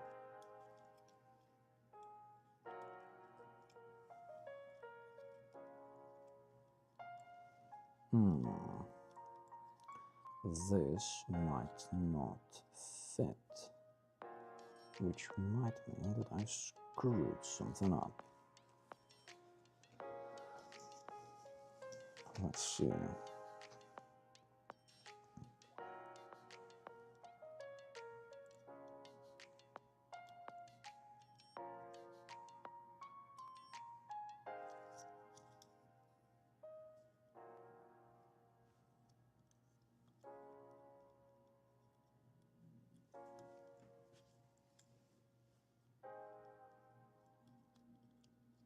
Or I need to just bend it in place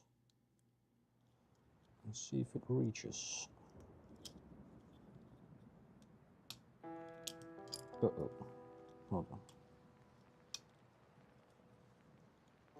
Critical moment in this mission. This part does not want to go in, which means I might have gotten it wrong. Even though it looks correct. It doesn't appear to be correct. If I do it from this side.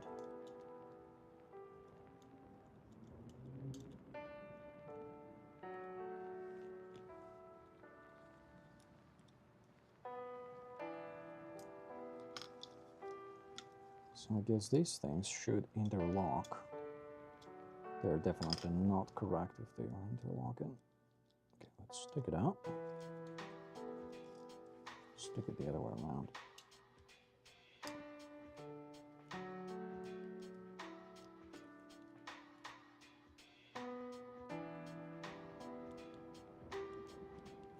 Try not to break any banks here. The parts are flimsy enough as it is. That's one.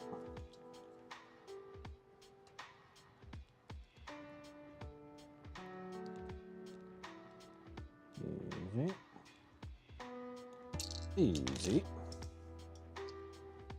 And let's put you right here. Do you want to?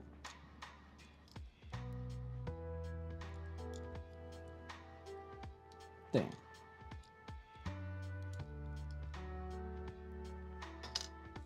Something like that.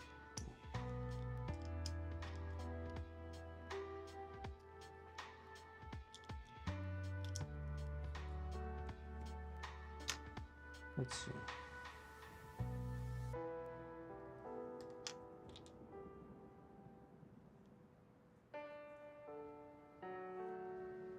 Oh, there they are. So I'd imagine they want to slide in somehow. I'm not sure exactly how. Like that. Okay.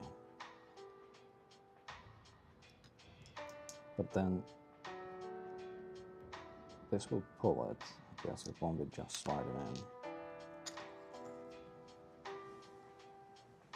In that case, I might have had it right in the first place.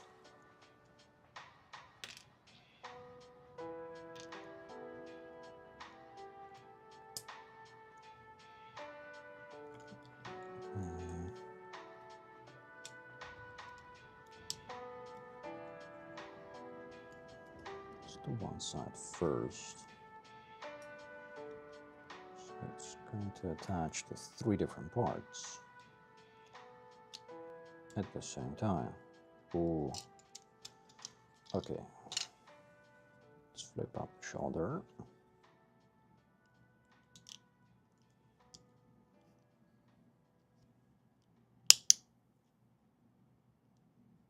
See if everything aligns. It does not. Going good. Wish I had room for this 160 kit. I will be working on 100 Wolf Technology Super Strikes this weekend. Right now, though, just waiting on food delivery order. Oh, food delivery sounds good. That's exactly what I'm gonna do after the stream.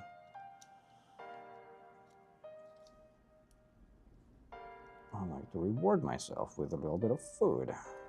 Bad food after the stream. Kind of justified. What are you waiting for? What are you having? Something tasty, something bad for you?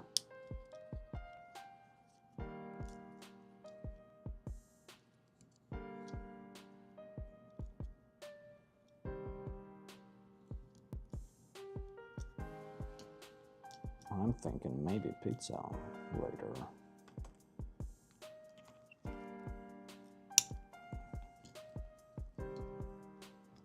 In 1/100 scale, Lupus Rex, I have that on order as well. I really want to build it. I'm kind of late to the game with that one. I sort of missed out on the... Like originally I had it pre-ordered, then I changed my mind, then I canceled the pre-order, then I changed my mind again. Otherwise I would have had it by now, I'd have done it by now. But instead, goddammit, has to find it for me now. Which I highly appreciate them doing that. I'm a dumbass. But still. Oh, Wingstop. Chicken wings. My man.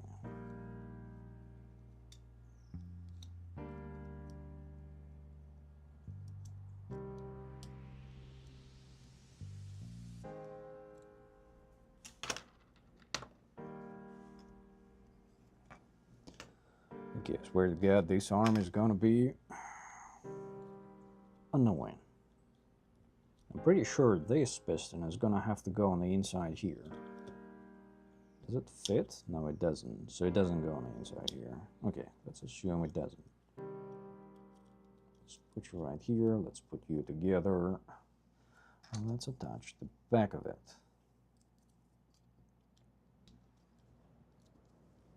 Seems like this is gonna be the year of Barbatos. I have so many Barbatos kits. I have that, like this one, Fenrir, which is pretty much Barbatos and steroids, or Barbatos' distant cousin. They're definitely related.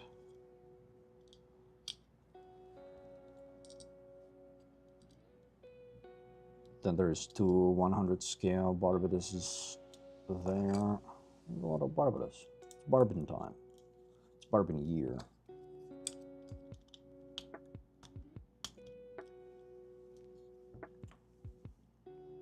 Okay, where does that piston go? Is it here? Yes. Okay. You cheeky. Better get in your dedicated spot right now, mister. It was that easy. Let's see if we can use some tweezers and persuade you to be in place.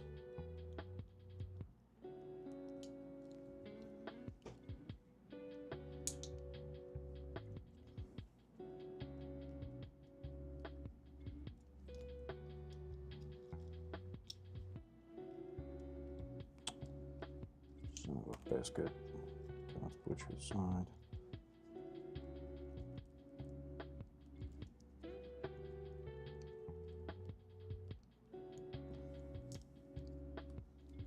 I might slot the piston in first and then do the rest. Because clearly that's the most intricate part.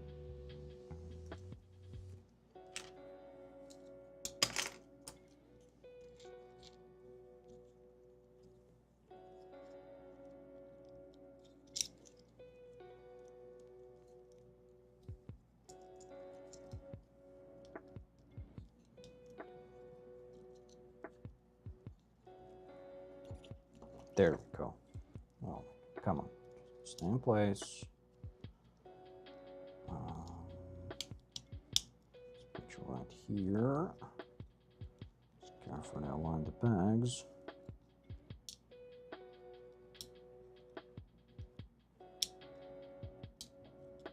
Okay. I think we're a bit too far.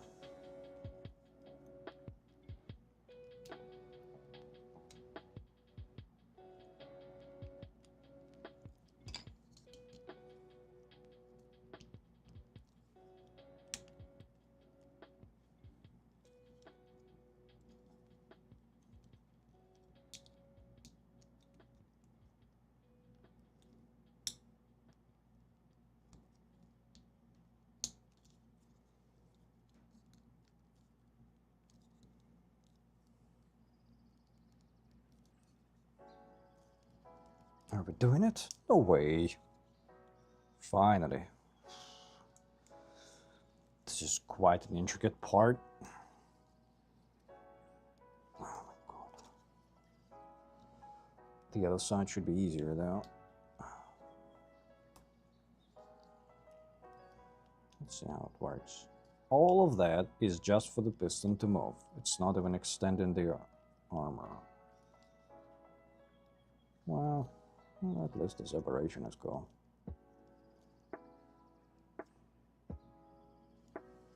Even though it will be barely noticeable on the final result. Let's see if we can put you back.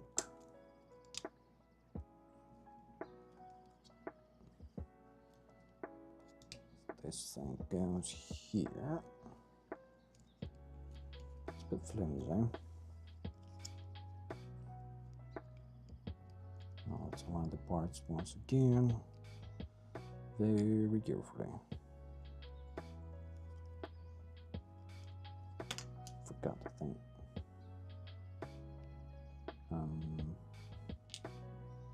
This thing.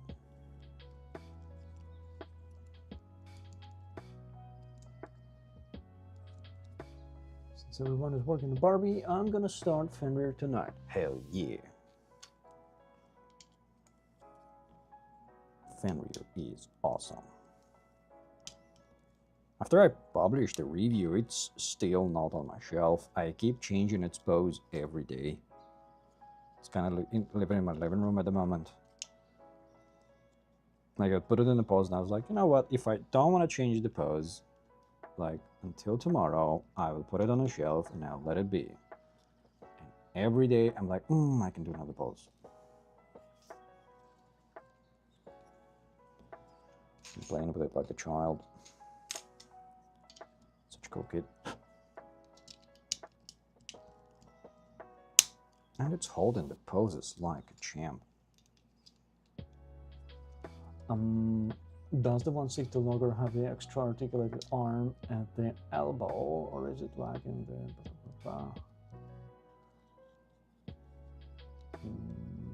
Does the 160 Logar have the extra articulated arm at the elbow, or is it lacking? So I haven't done the 100 wolf kit, so I might not know what you mean, but basically at the elbow, that's what it is. It's a double jointed elbow. Hopefully you can see it on the video clearly. There is rotation at the bicep. There doesn't seem to be any articulation at the forearm. It's a stiff construction there. No rotation, no additional bends or anything like that. One piston. And that's it. Ish. We'll see. Let's finish it. Let's see, maybe there's something neat that we add later.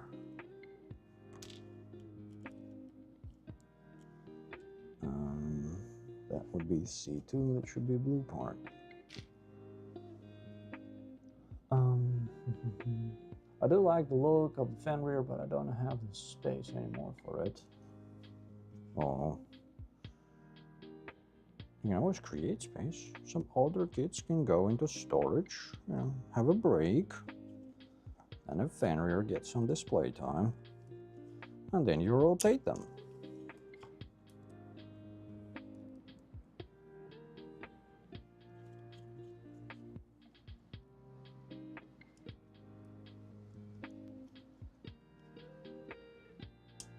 Otherwise, we would have to stop building at some point. That's unacceptable. Have to build more to justify buying more, of course, for the backlog to grow. Evening from Atlanta, Georgia. What's up?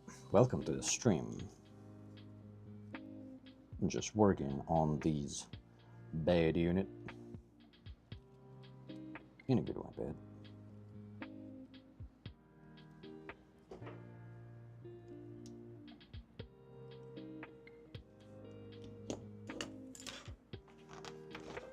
A big bed wolf. The gray parts. These guys.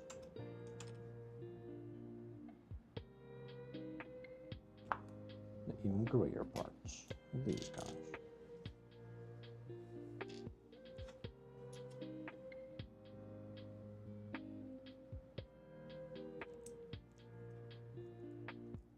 Yep, got rotate them.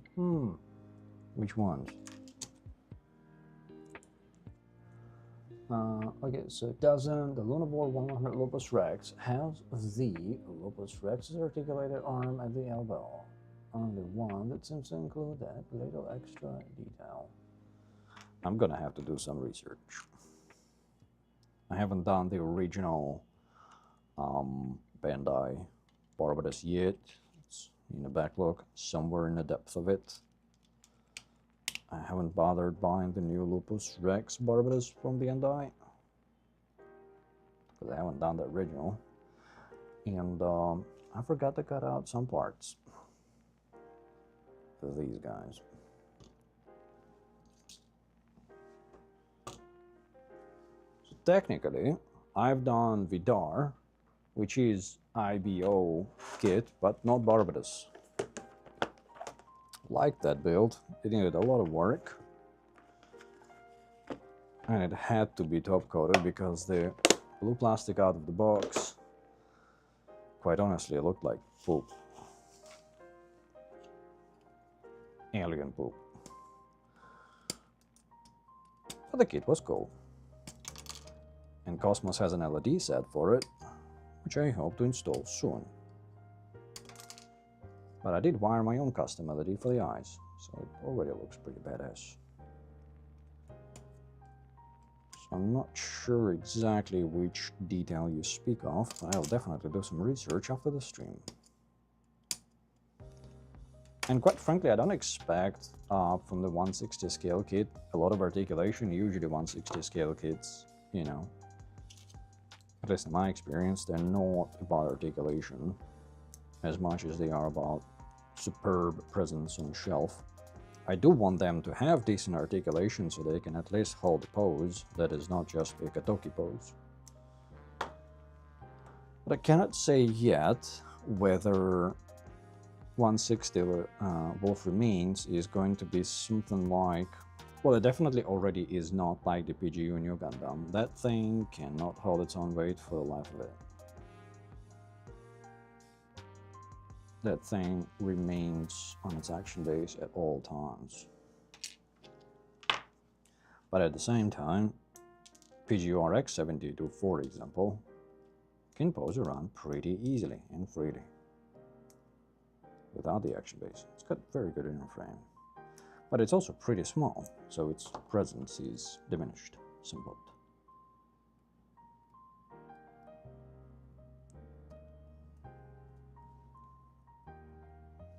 Gunpla acquisition syndrome, you got that right.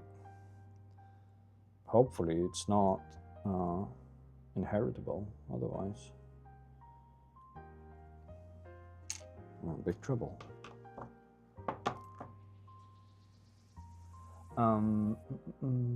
Because the backlog, so I had to use my shed to hold most of my kits. I've got GAS. Speaking of sheds, I have a dedicated storage unit for my backlog. So we're on the same page there, my amigo. I did have a peep at my spreadsheet the other day when I got a new haul from Pandemic, and it was a very large number. Don't want to acknowledge. Let's just say it was over 200.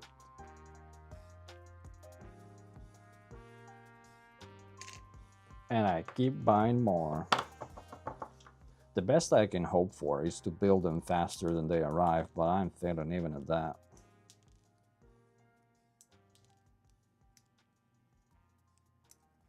And I also collect figures, which I've been neglecting filming lately, so I need to go back to that.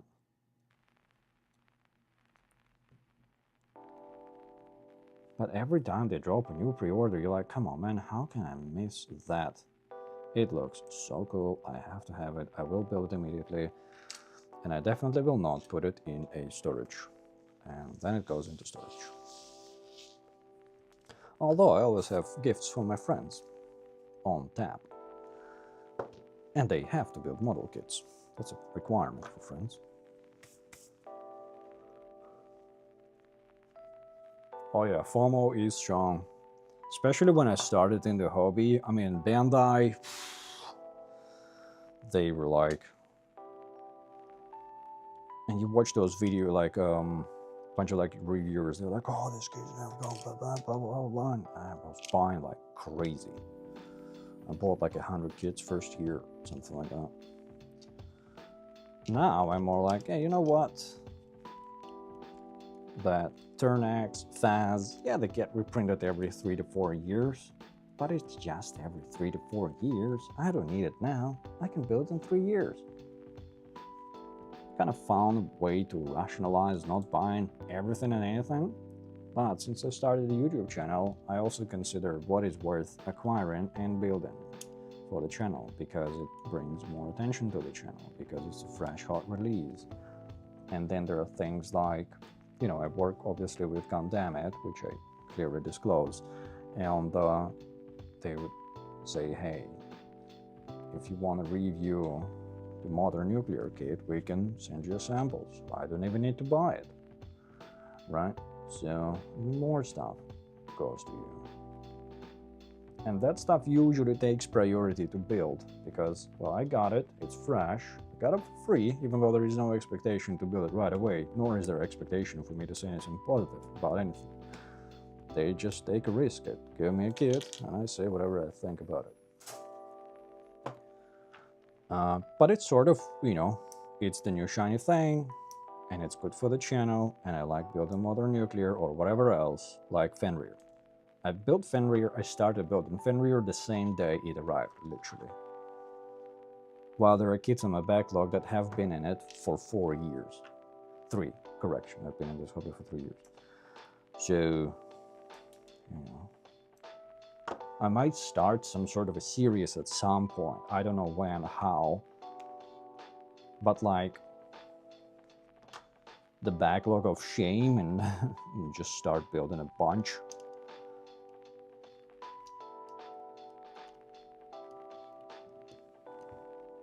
But then the whole thing of me building is that I try to do my own take on a thing and, you know, customize it to an extent, film it beautifully. That takes time. I'm not willing to compromise on that. Otherwise, what's the value for you, viewers?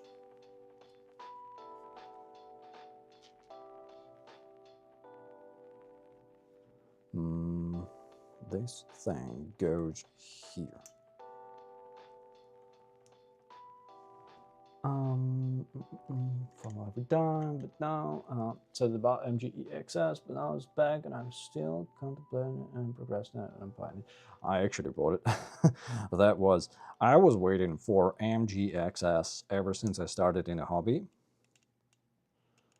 And when they reprinted it in December, I believe it was December, right before Christmas, I think, was restocks for it, at least in Canada. I snagged it the second it became available. I didn't even question it. And also Faz, the original Faz. I didn't like the new full armor version. I don't like the coloring of it as much as the original. And I will build them probably this year because the EXS is just a badass kit. But I need to build it during summer when I can top coat it. Could I do that outside? Okay, this does not want to fit. I'm gonna have to thin it. So I didn't even think twice about buying EXS. Sort of told myself I've waited 3 years for that kit. I'm gonna buy it at a regular price now rather than some other time. But I've been burned by buying things like, oh, it will never be reprinted, I want it now. I have Sinanju Narrative, Master Grade, from whatever it is, like 2016 or whatever year it is, not the new one. And I like that one more, the older one.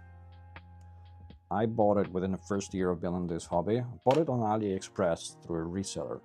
I paid double the price, only for it to be available last year for regular price, less than $100. And I still haven't built it. So who's an idiot now?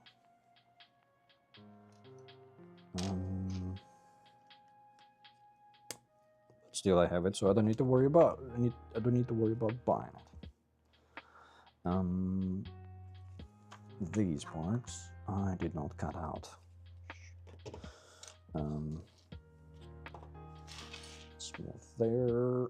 Let's cut these guys out. Oh, they'll be done with this runner. Very nice. More space on the desk.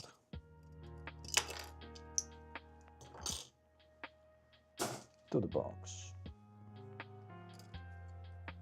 What really sucks is that I went and spent a lot of money for that Studio Sinanju conversion kit, and a few months later they came out with Red Comet third-party kit.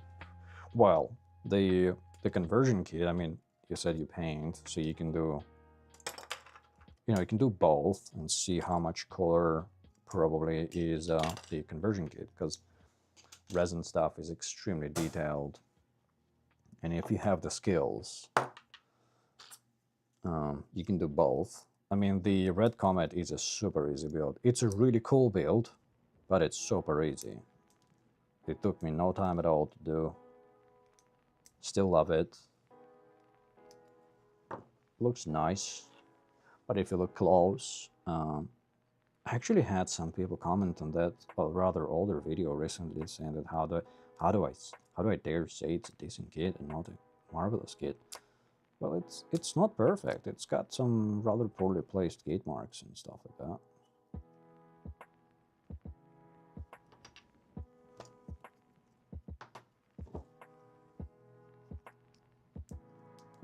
Oh, yeah, Red Comet is awesome. I received the Dom Studio actually this week as well.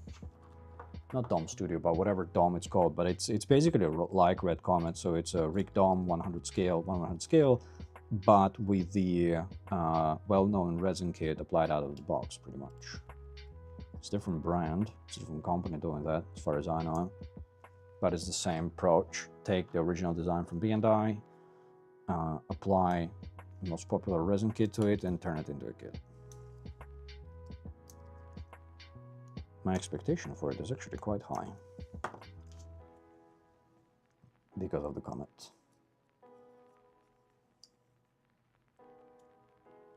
It uses a bunch of purple plastic, so if that plastic is not high quality, for a builder like me, I'll have a lot of things to say.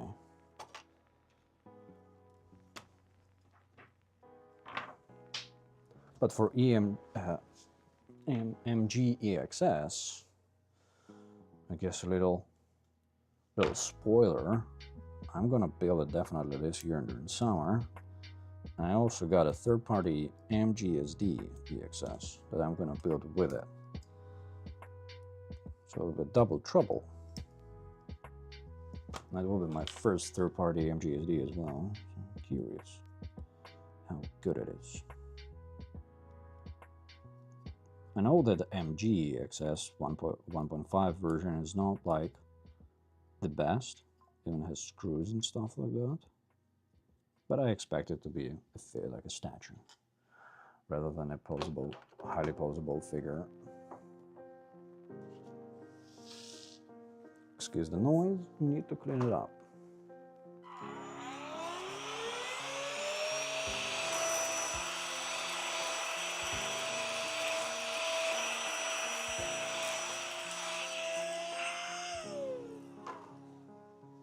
And back to assembly.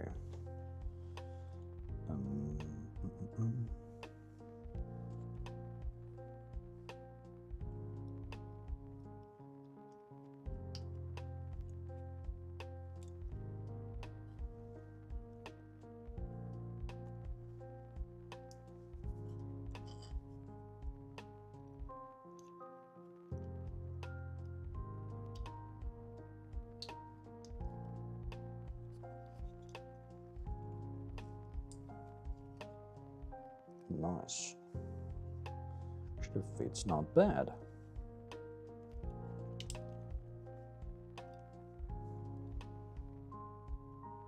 Oh no, don't tell me I forgot to insert the parts. Damn it.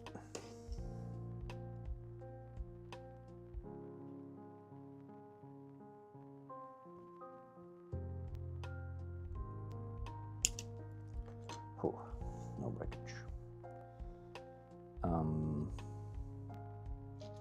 That would be these guys.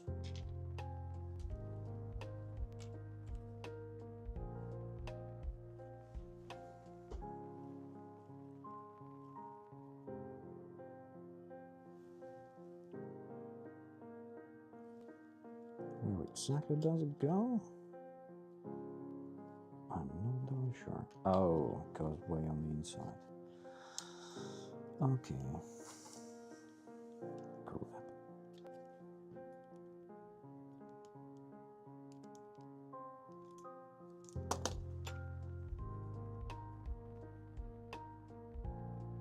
Let's get 3 of those so I can paint one another. Oh, nice. It's quite a large box with that EXS, isn't it?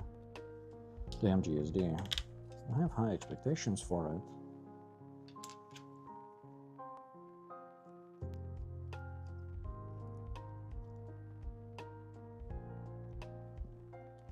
Okay, so it goes right here, and then it looks the other way there.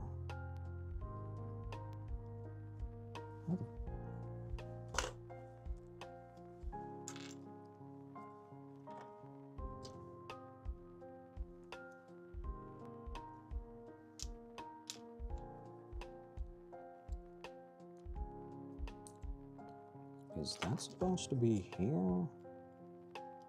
If so, that manual is nowhere near close. Yep. Biscuits.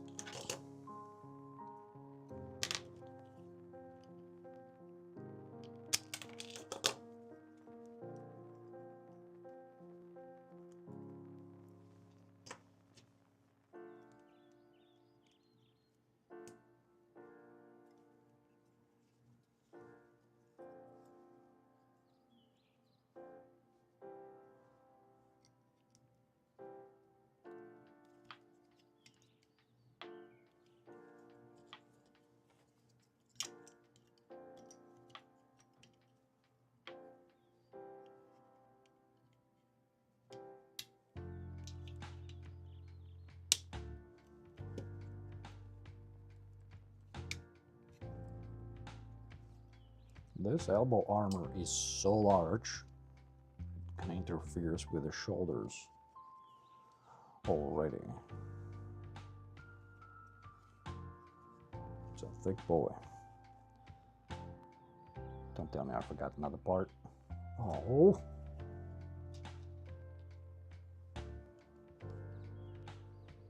Yes, I did. Third time's the charm.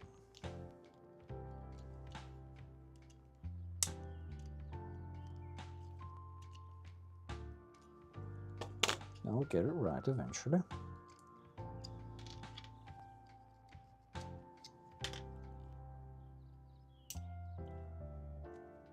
Stress test, yeah. Stress test in the kit. It's all intentional. Forgot to cut out the kit mark.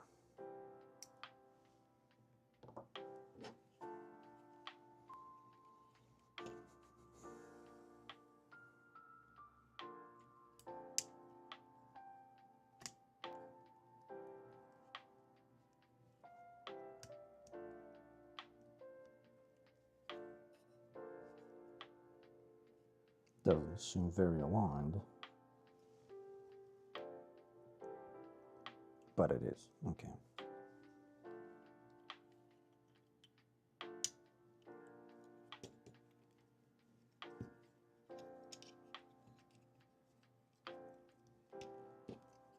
Boom. It's supposed to be okay, so it does articulate. A bit tight, but it works.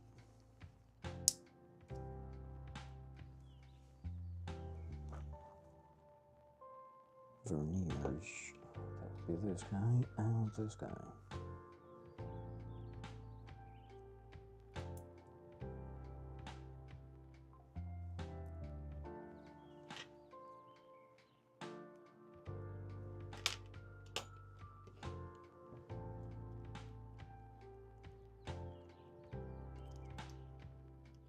Oh boy, that's a tight fit.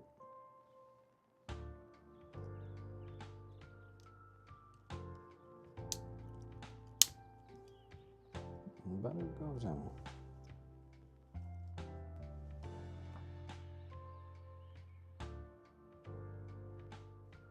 This will be blue, this will be white. This one, let's see, two. Yeah, stop. Well, this one.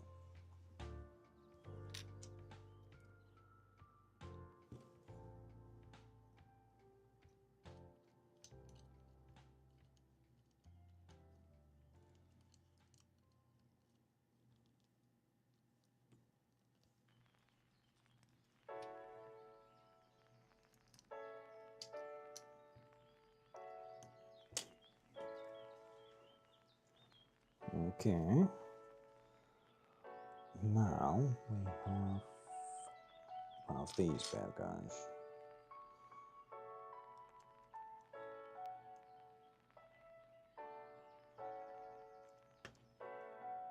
Just hang like this. Okay. Bright blue.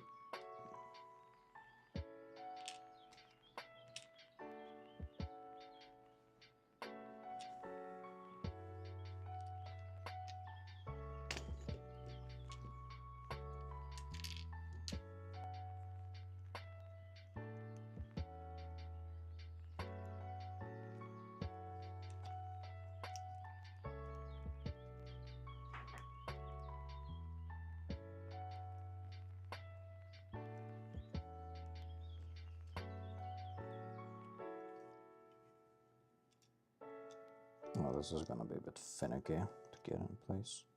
Although, wouldn't it be easier to just attach it as an assembly? Let's see. It's just a single pack that holds it. So I might as well just assemble it now and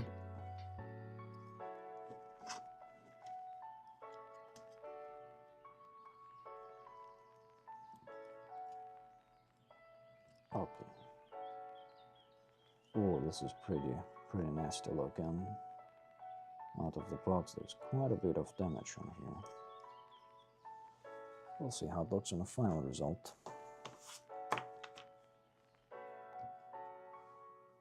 Oh, now they want me to assemble the hands. Okay.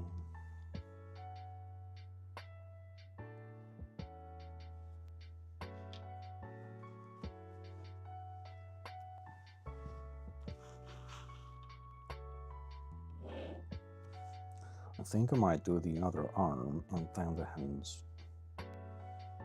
That'll be easier. So the hand is gonna be just on a double angle joint, can rotate.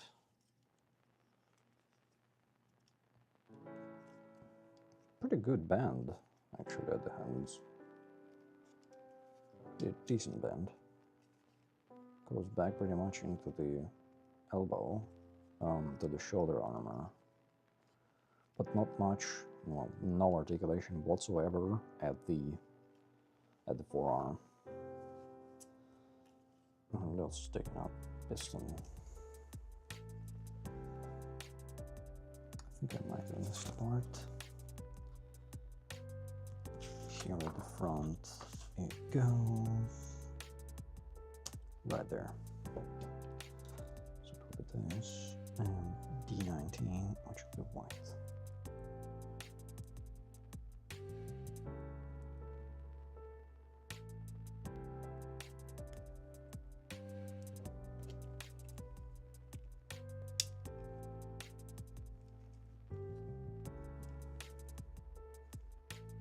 Nice.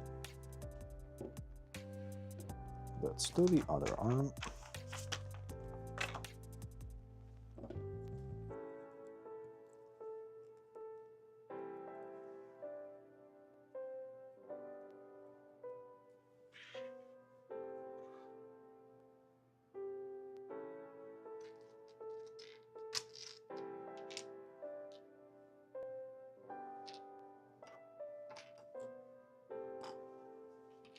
Crap, where's the part?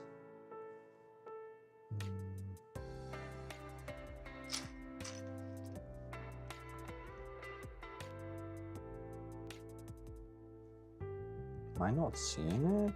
What the hell?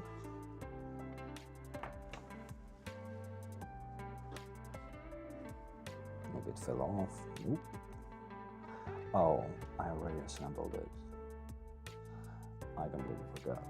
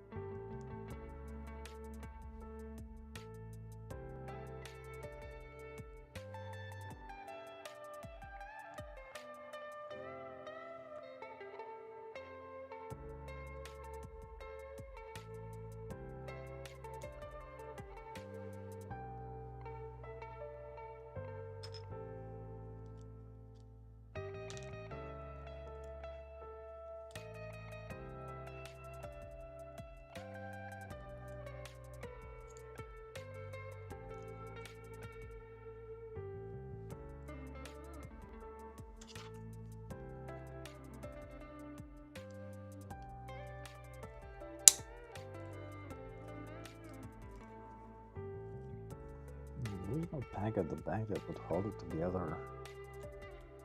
It kind of drifts apart. It's not ideal.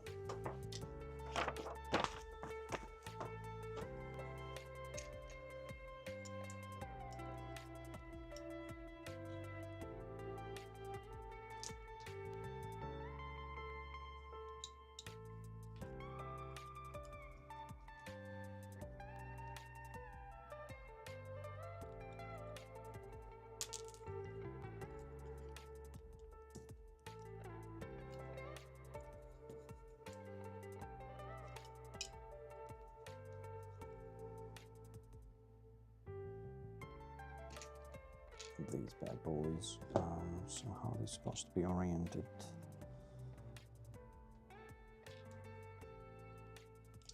Like this. Cool.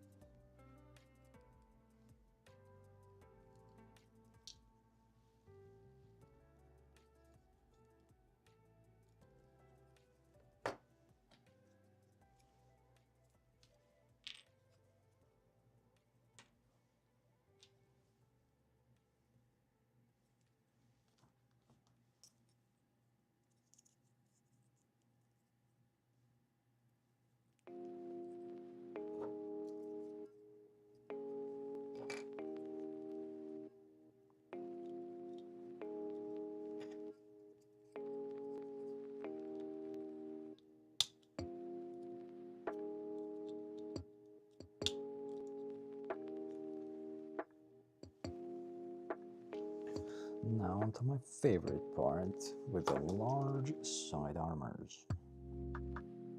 See if it's gonna take me another half an hour to put them together.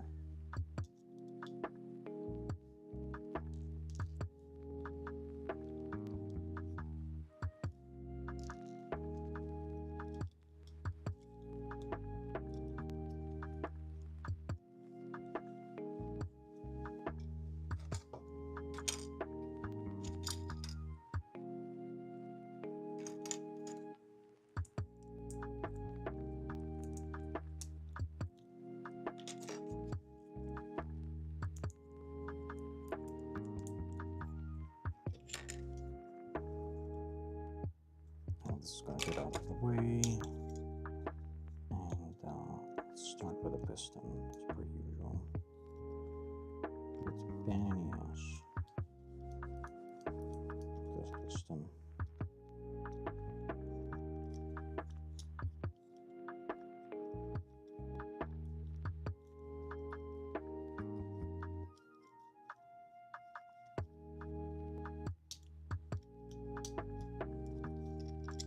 So, redo.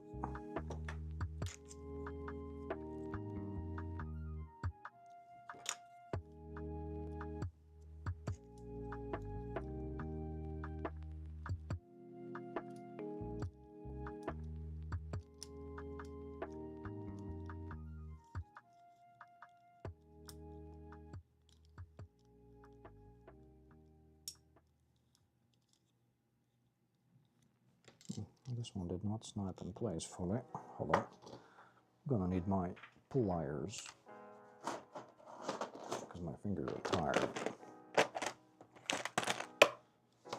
Specialized pliers to the rescue.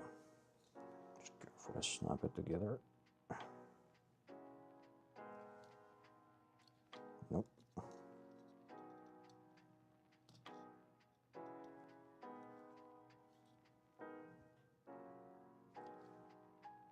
That's more like it. And my fingers don't hurt.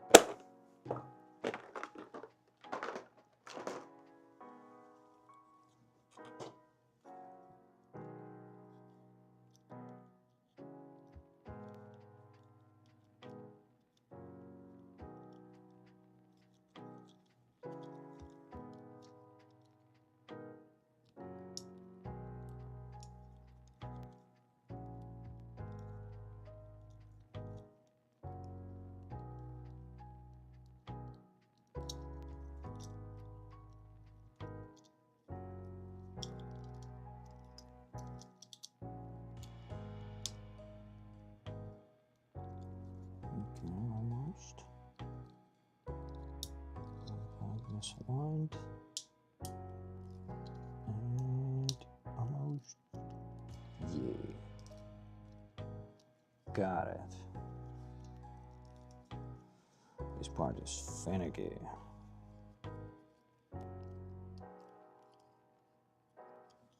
But we are in. Okay, cool. Next side. Should be much easier.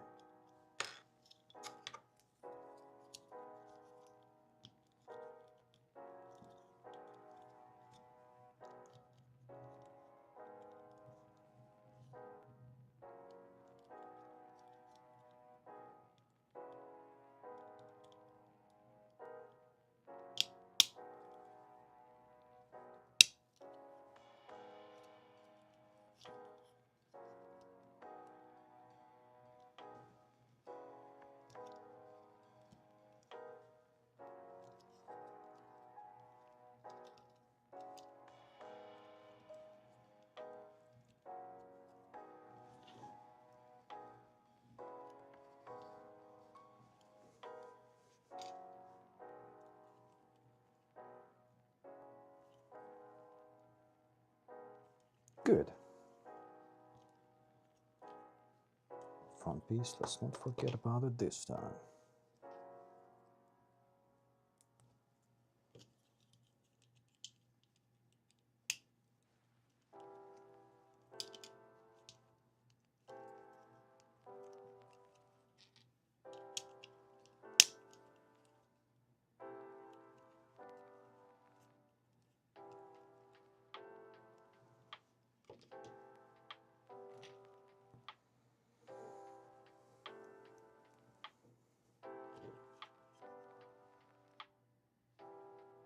The other way around. Oops. Yep.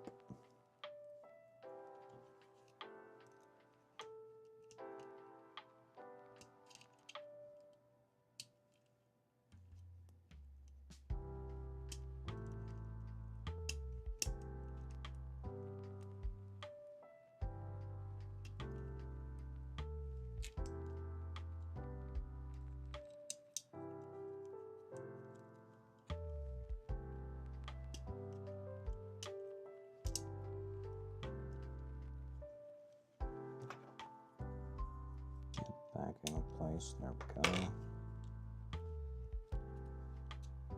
Nice. That's too sharp.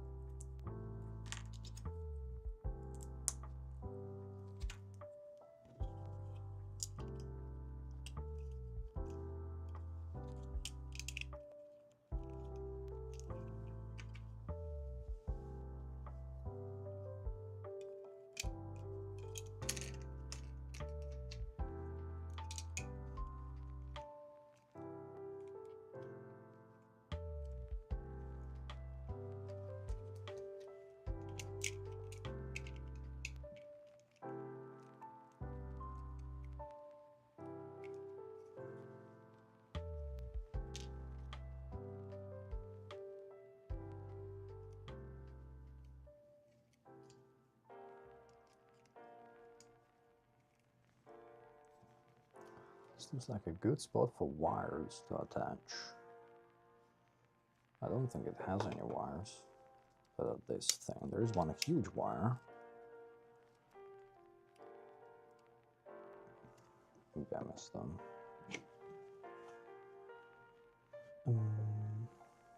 Front part would be this guy.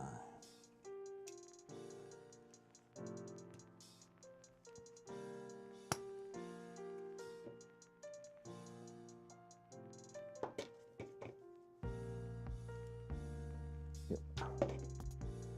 We are in. Now shoulders, but I'll try not to disassemble them 3 times.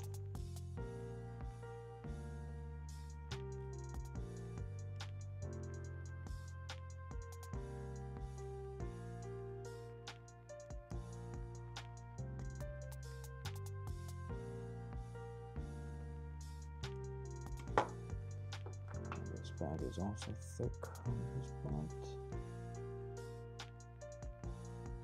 Give it a little bit of room. Just a little. Still has to hold the entire shoulder armor.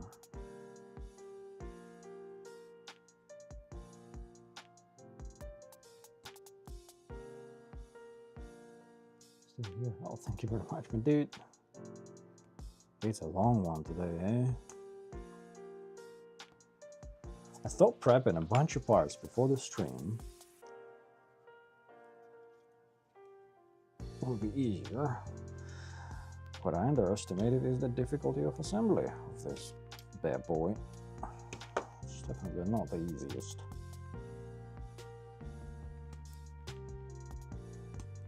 But at the end of this stream, we will have 160 Logar with legs and arms and waist and torso and head. That's a lot. There's only backpack left and some accessories. And for the decals, it's not that many actually. It comes with a very large decal sheet, but like 70% of those decals are just generic IBO decals for detail wherever you want, like mechanical detail, warnings and signs and stuff like that. Very few decals are actually numbered and have suggested locations in the guide. So that should be a breeze.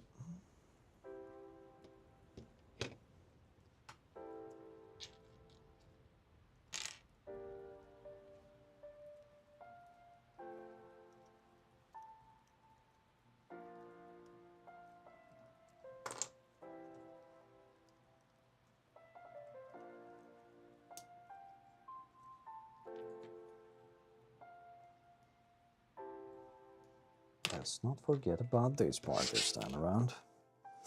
Alright, so you go in.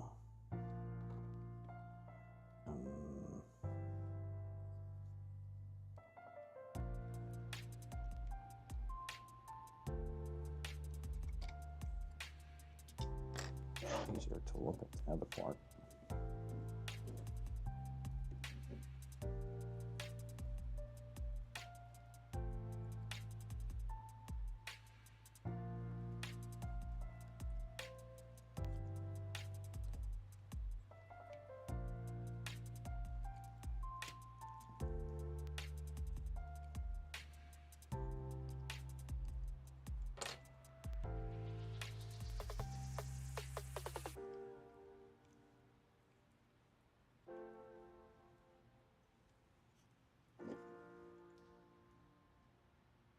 Yeah.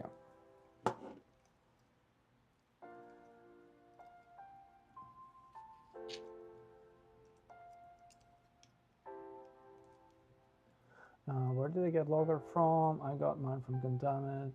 I bought that one as soon as it was on the new page. Waiting for 8 minutes. Torture law. I got it from Condemned. But because I have a relationship with them, I sometimes, some kits, I get earlier.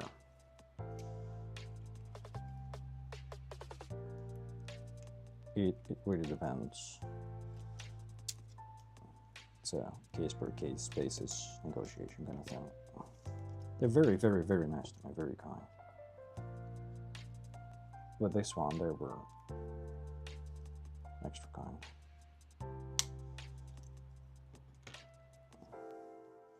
And with the tariffs, I used to have everything shipped by air, but with the tariffs, I have to pick wisely what I ship by air and what I ship by sea. Sometimes they would help me out with this for the sake of a review, but they can only do so much for me.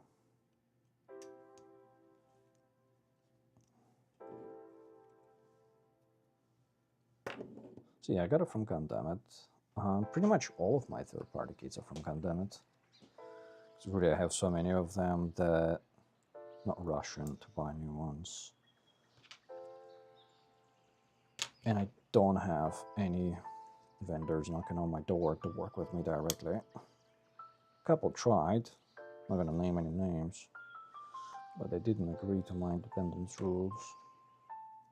So that didn't work out.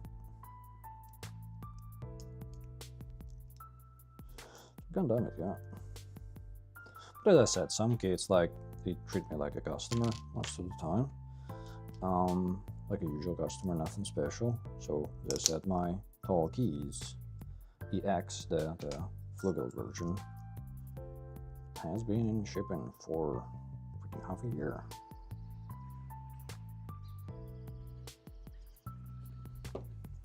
Not due to their fault, it got stuck on the ship somewhere. But it's here now. Although had I wanted, could have paid for airline shipping. Would have been a lot of money though, $100.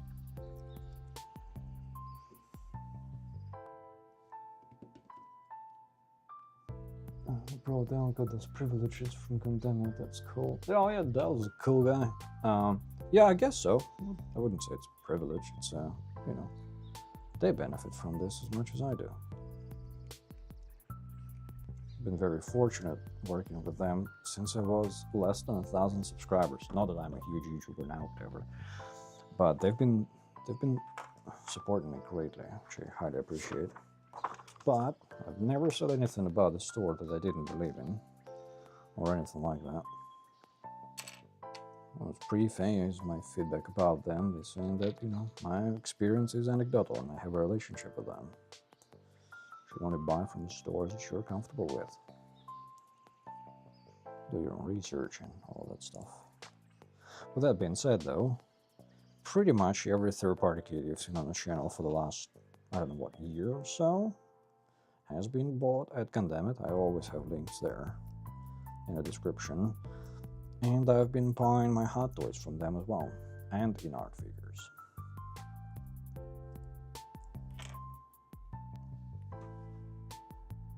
Also kind of helps me with my gear acquisition syndrome, because I'm pretty much like, if it's not there, I don't need it.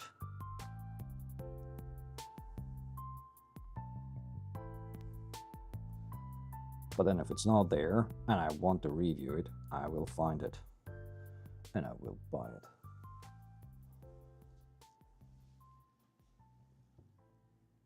Whatever it is.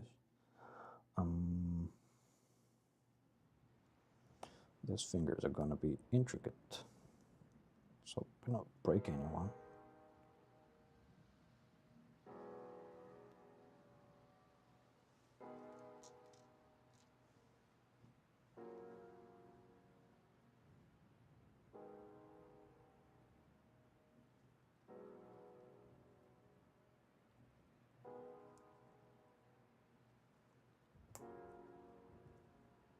Boom.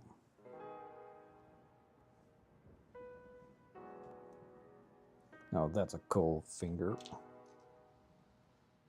And there's also thumbs. So I think all the fingers are the same except thumbs, which makes it very easy to assemble.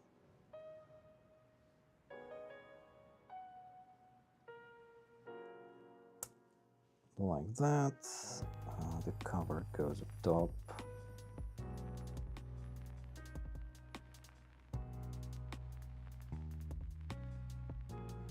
And the spiky finger goes on the outside. Ah, crap. Need to redo it.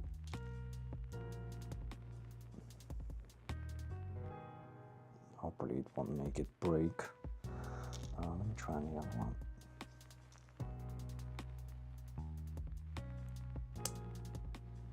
Okay, so I can try to pry it open, I think. Put it the wrong way around. Boom, that's a thumb. Well, that's a finger.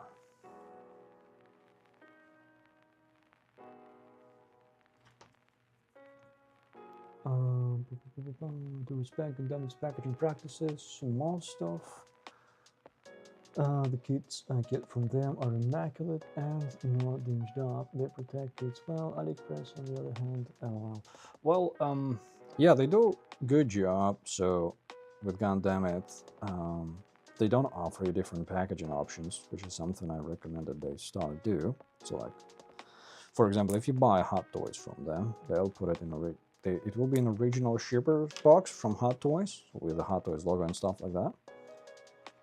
Or sometimes it wouldn't be in Hot Toys shipper's box, and they will package it in their own box. Regardless, for the kits, they seem to almost always put them in their own box, and they do those plastic corners on the outside to try to reinforce it as much as they can. I did suggest to them, I believe, unless it's only exists in my head, that they introduce more packaging options at different prices. Because when you buy kits, you might choose to pay a little extra just to make sure. Because even with their additional cardboard box and plastic corners, it can still get dinged up. I've had situations with my Comet. The shipper was so brutal with the box. I had some runners broken up. Luckily, none of the parts actually were lost, but I had a massive hole in the box, and I was honestly surprised I didn't lose any runners. So sometimes it will be good to have an option to do like extra packaging at extra cost. Not always, not mandatory, but you know, it's good to have an option. They don't do it. They pretty much offer you different shipping options. They don't offer you different packaging options. Just fine, but they could consider doing that. At least I think it could be useful. Especially for those who buy figures or when you buy that model kit that you want to absolutely make sure arrives in immaculate condition, because you paid so much for it. Their customer service is second to none. Before I even started working with them, I had some minor issues and they always helped me out.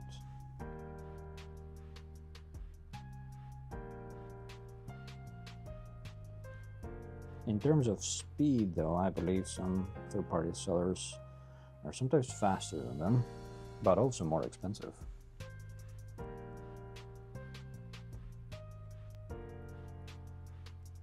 I kind of haven't had a need to buy anything from any other store because they make it available to me soon enough. It's not as soon as local reviewers in China, of course. Those guys get it direct from the tap. They build and make their reviews before we even get the kit most of the time, at least before I. With AliExpress, I had some decent experiences. I use AliExpress because I'm in Canada. We don't have Bandai, right? Not direct from Bandai. It's only resells by local stores, and quite commonly the markup is quite insane. So one of the riskier but more viable ways to obtain Bandai kits out here in Canada is taking a gamble on AliExpress. I have a couple of stores there, or rather sellers, that I trust-ish as much as I can. And I have bought a number of kits that way, Bandai kits. I have an entire collection of all Evangelion kits. I haven't built a single one of them, but I have all of them. Most of them I actually bought through AliExpress. Then I just recently actually received the Lindworm, also Bandai kit that costs freaking $200 in Canada, and I got it for 80 on AliExpress, and it arrived. The box is a bit mangled, but everything is in good shape inside. I had a couple of situations where my kit would not arrive at all, and in those cases, AliExpress support was kind enough to refund me on like third or fourth attempt. They're a bit weird about it. They're like, provide photo proof that you didn't get it. And I was like, what am I supposed to photo? I don't have it. I didn't receive it. But eventually they kind of, give you your money back or give you credit. And I buy almost all of my tools through AliExpress because it's way more economically viable. Plus, now I have affiliates with AliExpress, so if you're interested in any of the tools pretty much that I use, you can always use a link. Doesn't cost you anything extra, but gives me a little bit of a kickback. Which kit do you have? I got the worst from bad shipping. The absolute worst. So it's different from Contaminate and AliExpress. The worst from AliExpress was... give me a sec to think about it. So on AliExpress, they have a common practice where you can save a buck on shipping, where they don't use original packaging. They just put the parts in a soft box, surrounded with a bunch of inflated tubing thing, and it's basically they send it as a soft package, not as a box, like as a parcel, which cuts on shipping cost quite a bit. So I've had that way. I had my fin funnel expansion set for real grade New Gundam. So it has a Bandai expansion set, the real grade, and it was super difficult to find in Canada, and if you even could, it was extremely expensive. So I just took a gamble at that, and I selected option for no packaging, no box packaging. That thing came so mangled, I was afraid it was dead on arrival. Even in a soft box, everything was so jumbled up. Well, soft package, everything was very jumbled up. It got soaked in shipping somehow. So the decals were gone. They soaked in water, but not enough to kind of slip around. But the sheet, basically when I cut them up and I tried to moisturize them, zero reaction. They would just not budge. So, but the parts, the plastic itself, actually ended up being fine.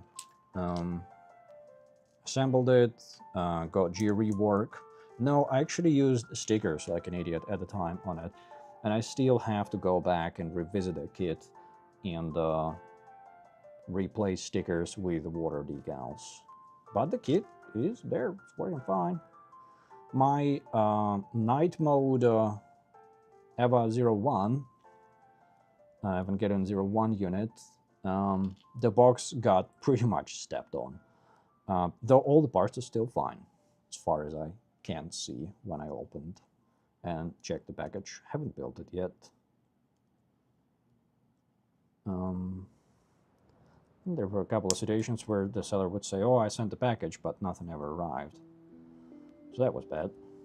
But I don't think that's a shipping problem. It's just people trying to scam people. From Gundamit, they've always packed my stuff extremely well. So I cannot say that they ever packed anything bad. But in terms of how my stuff was handled by the shippers, some of the worst things I've seen was with the Comet.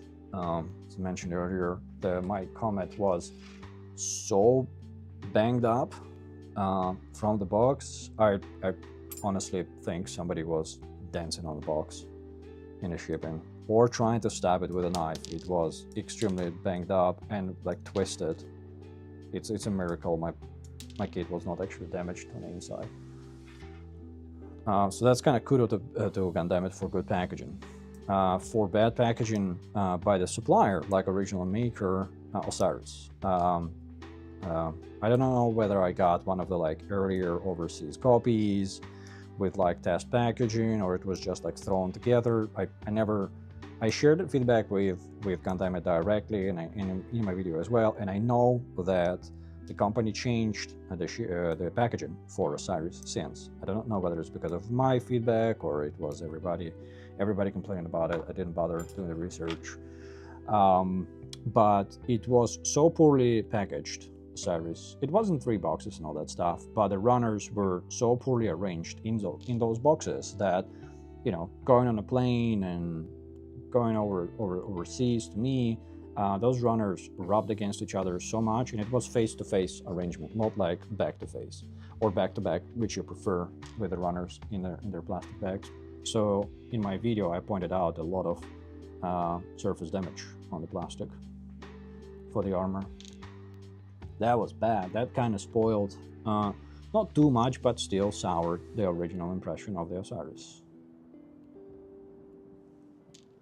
So yeah.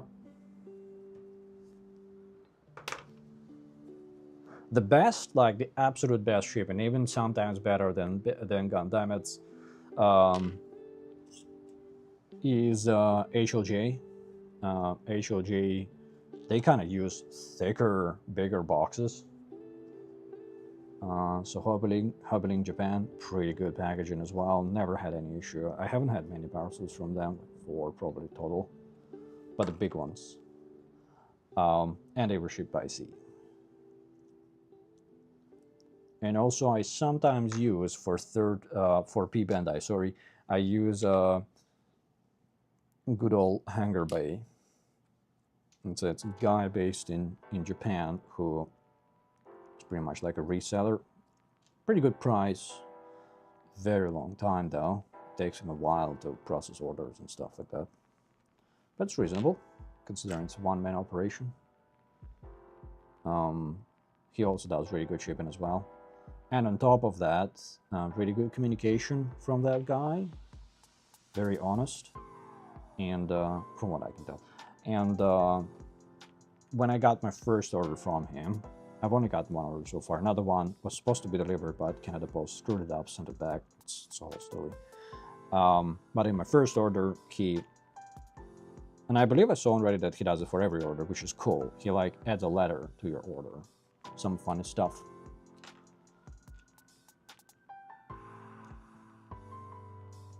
So yeah, that one is cool. But for that one, like, it's not like time sensitive with that guy.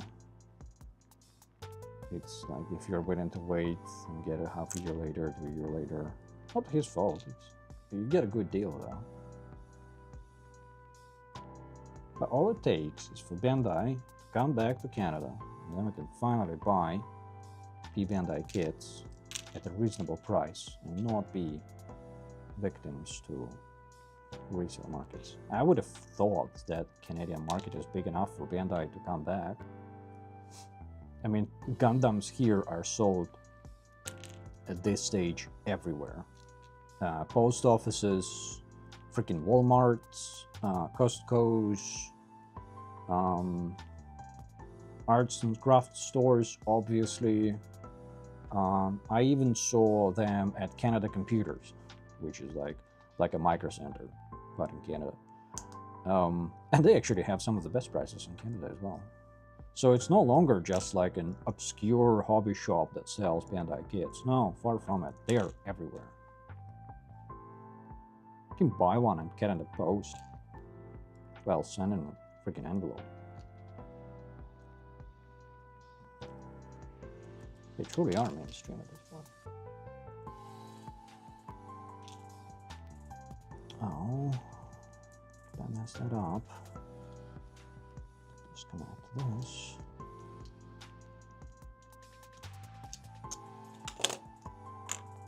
And even Chinese kits are becoming mainstream. Some of the stores out here in Canada that were, you know, Bandai Gunpla stores kind of thing, or Katabuki and Bandai only, they're starting to carry ADAS, in-era kits, you know, more like prominent third-party kits.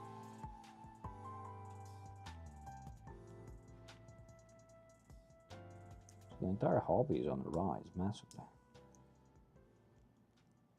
Oh, come on! This hand is so finicky. I can't believe it. Let me try to fit it in place with the other fingers and see if it actually aligns. No, it doesn't. Okay.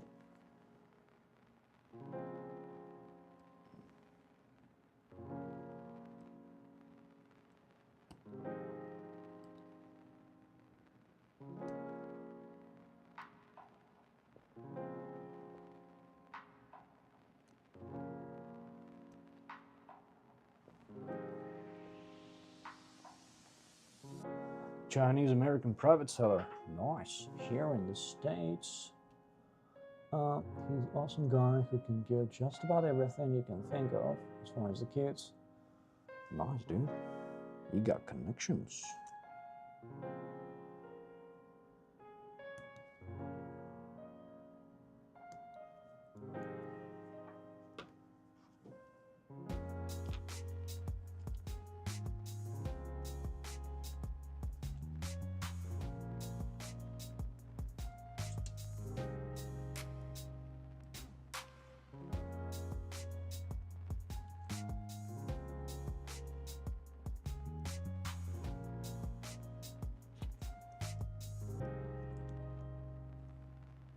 Okay, third time is the charm. Come on. Get in. Hey. Or not. Excuse my language. But this hand is testing my patience.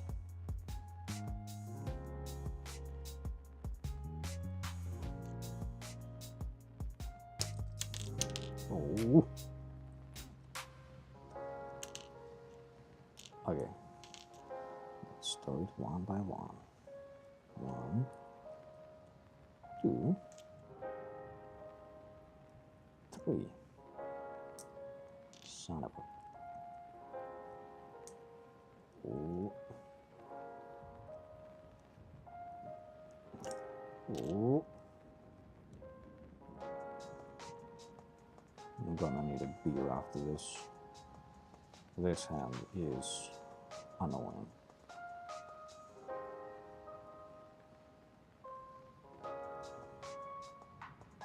And the last one. Come on, just stay in place.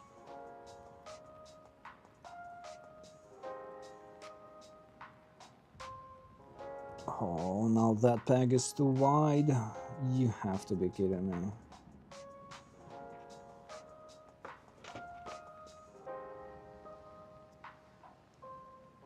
You have to be kidding me.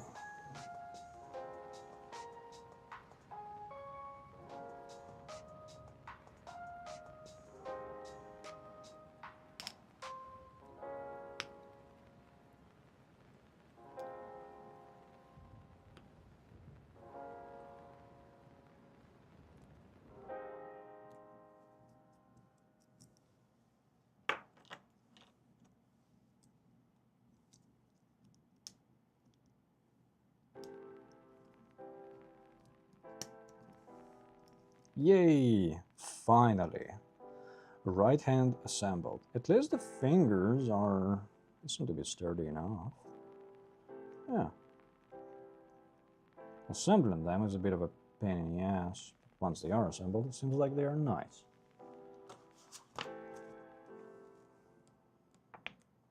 What's next?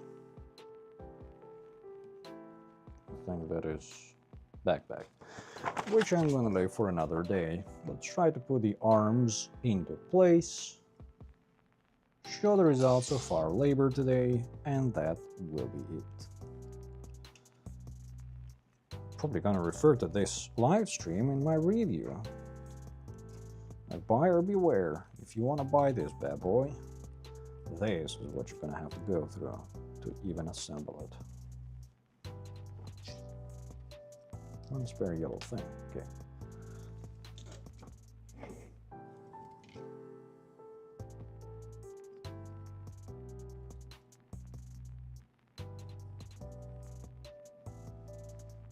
I think that piston is supposed to look back, actually.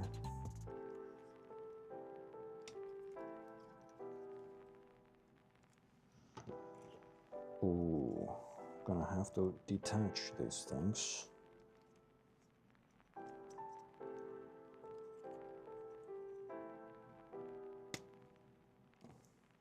Just gonna be an involved process.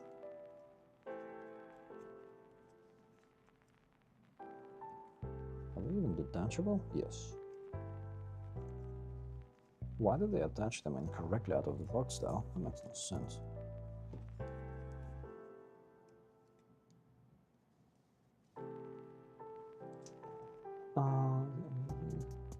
Don't lose it like that guy on YouTube with Logar. He took a hammer to his kid because... I'm not a rager. I like to complain a lot.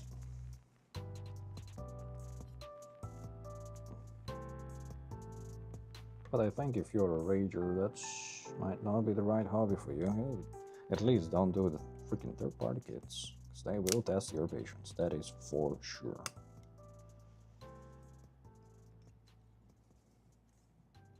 I'm alright. Oh, I might have just broken a piston. Uh-oh. No bueno. It's gonna have to be a repair job. Wow, that thing does not want to twist. Can I help it?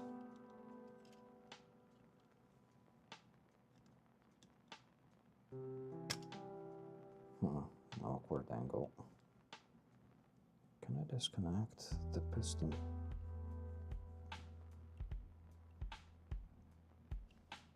Cannot. I need to make it turn.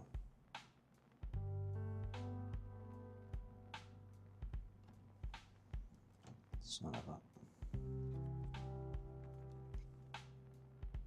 Cool. Let's try metal. It's too wide. Tweezers. Let's have good purchase here. There we go. All I need is to make it move.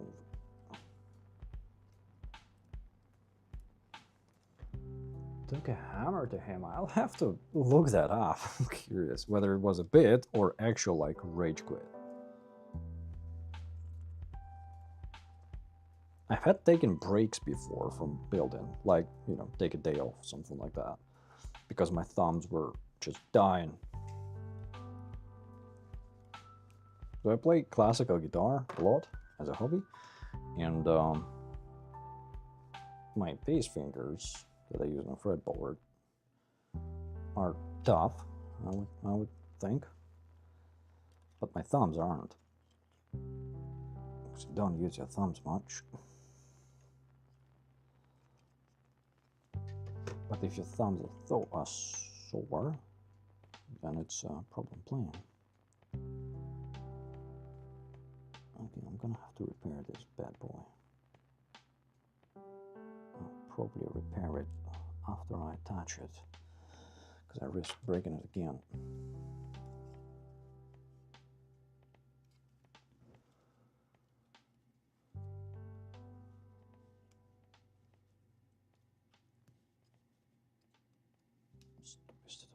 case, let's not detach the armor.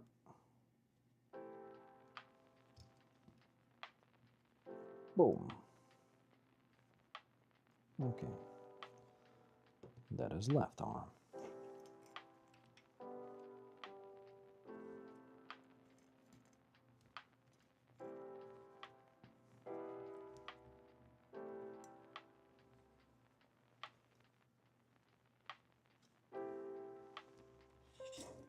Now the moment of truth.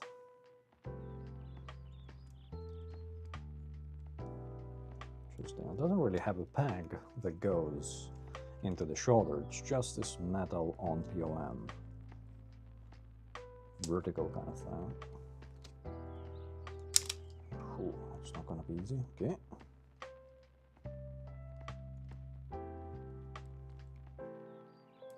Can do it.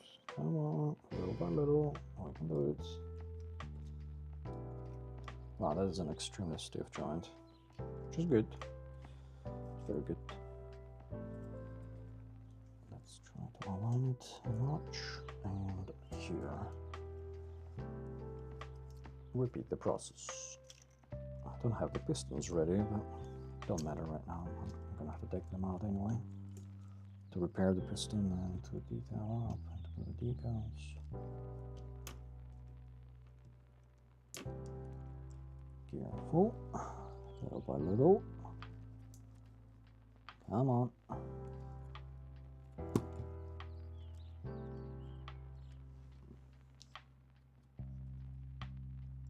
Hello. Welcome to the stream. The build is going not too bad. We've assembled the legs and the arms. And I'm trying to attach the arms to the torso right now. Wear cut-resistant gloves for more during case. I'm gonna have to look into cut-resistant gloves because even I built modelkit. That one actually was super easy to build. It's spiky, yeah, but it's actually not like dangerous. This guy, like my fingers feel like they're cut all over the place. They're not actually, but they feel like it. This guy is extremely spiky and extremely tough. So I might need cut-resistant gloves for this actually. Whatever those are, I'm gonna have to do my research. The build is going pretty well. 160 Logar is an experience in all meanings of the word. It's a bit challenging, it's a bit involved, but it's also pretty cool.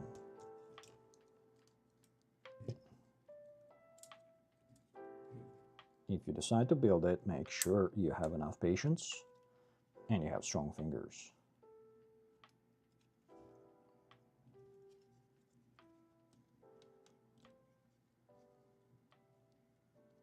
Because this kit might test you. Are we in? No way.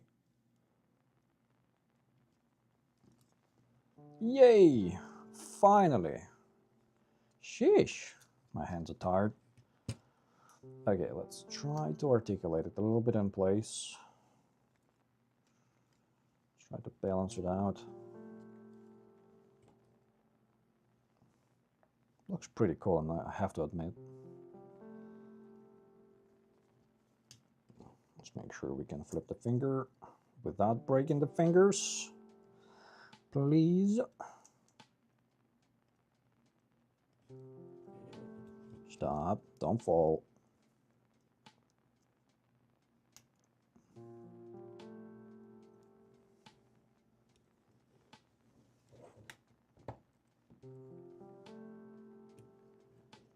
These heels are pretty bad. They just do not want to counterbalance.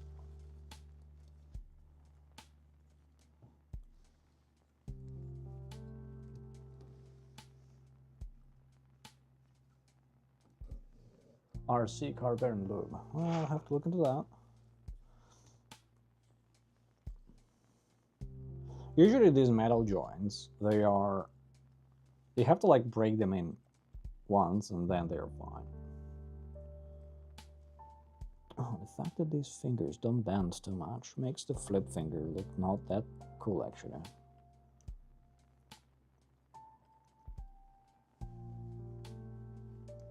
Can you do thumbs up?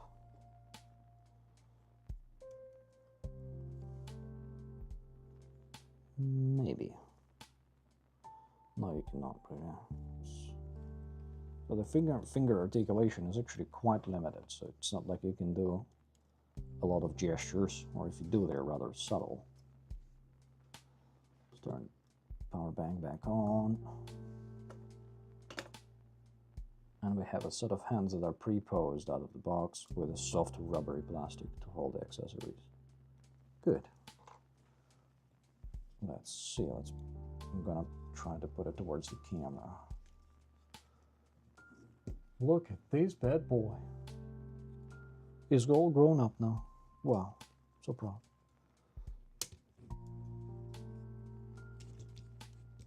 Still quite a bit of work to do.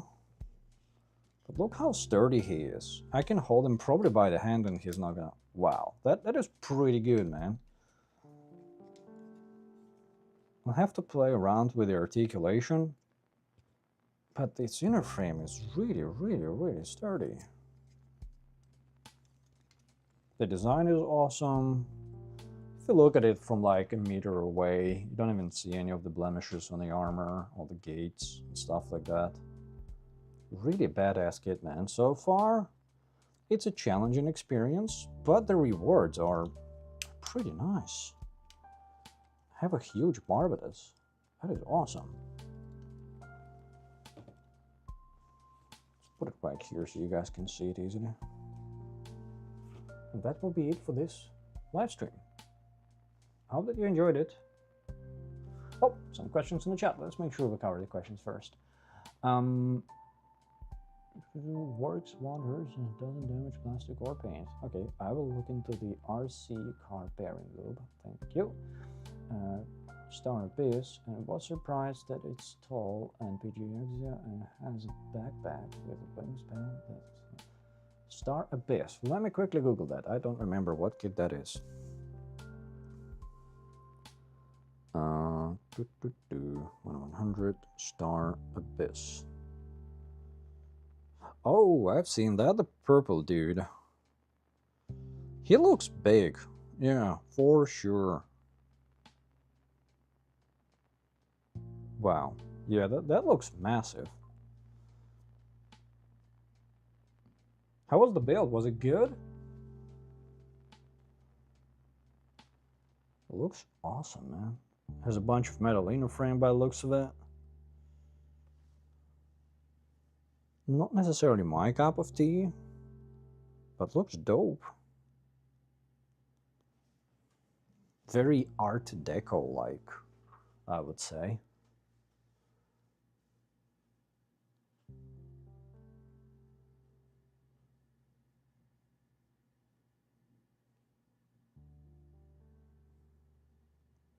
What else we got? Any other questions?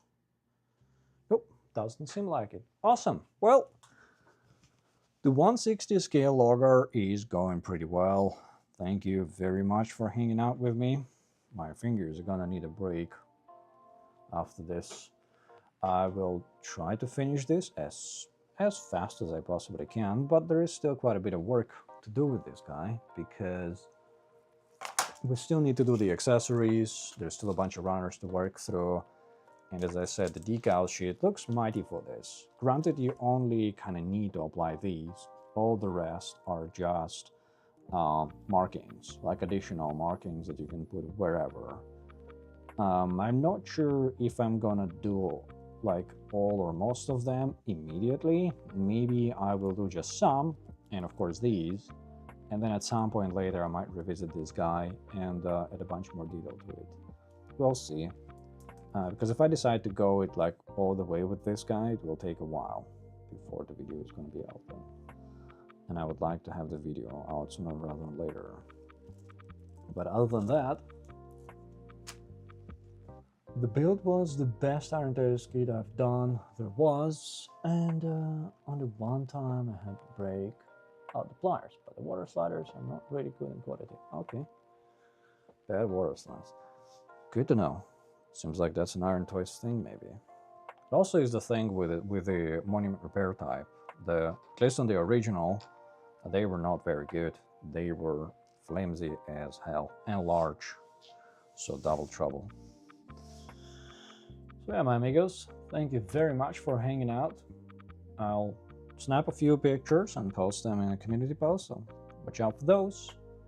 And I'll see you next weekend, if not sooner, in the next video. Have a good one. Bye bye.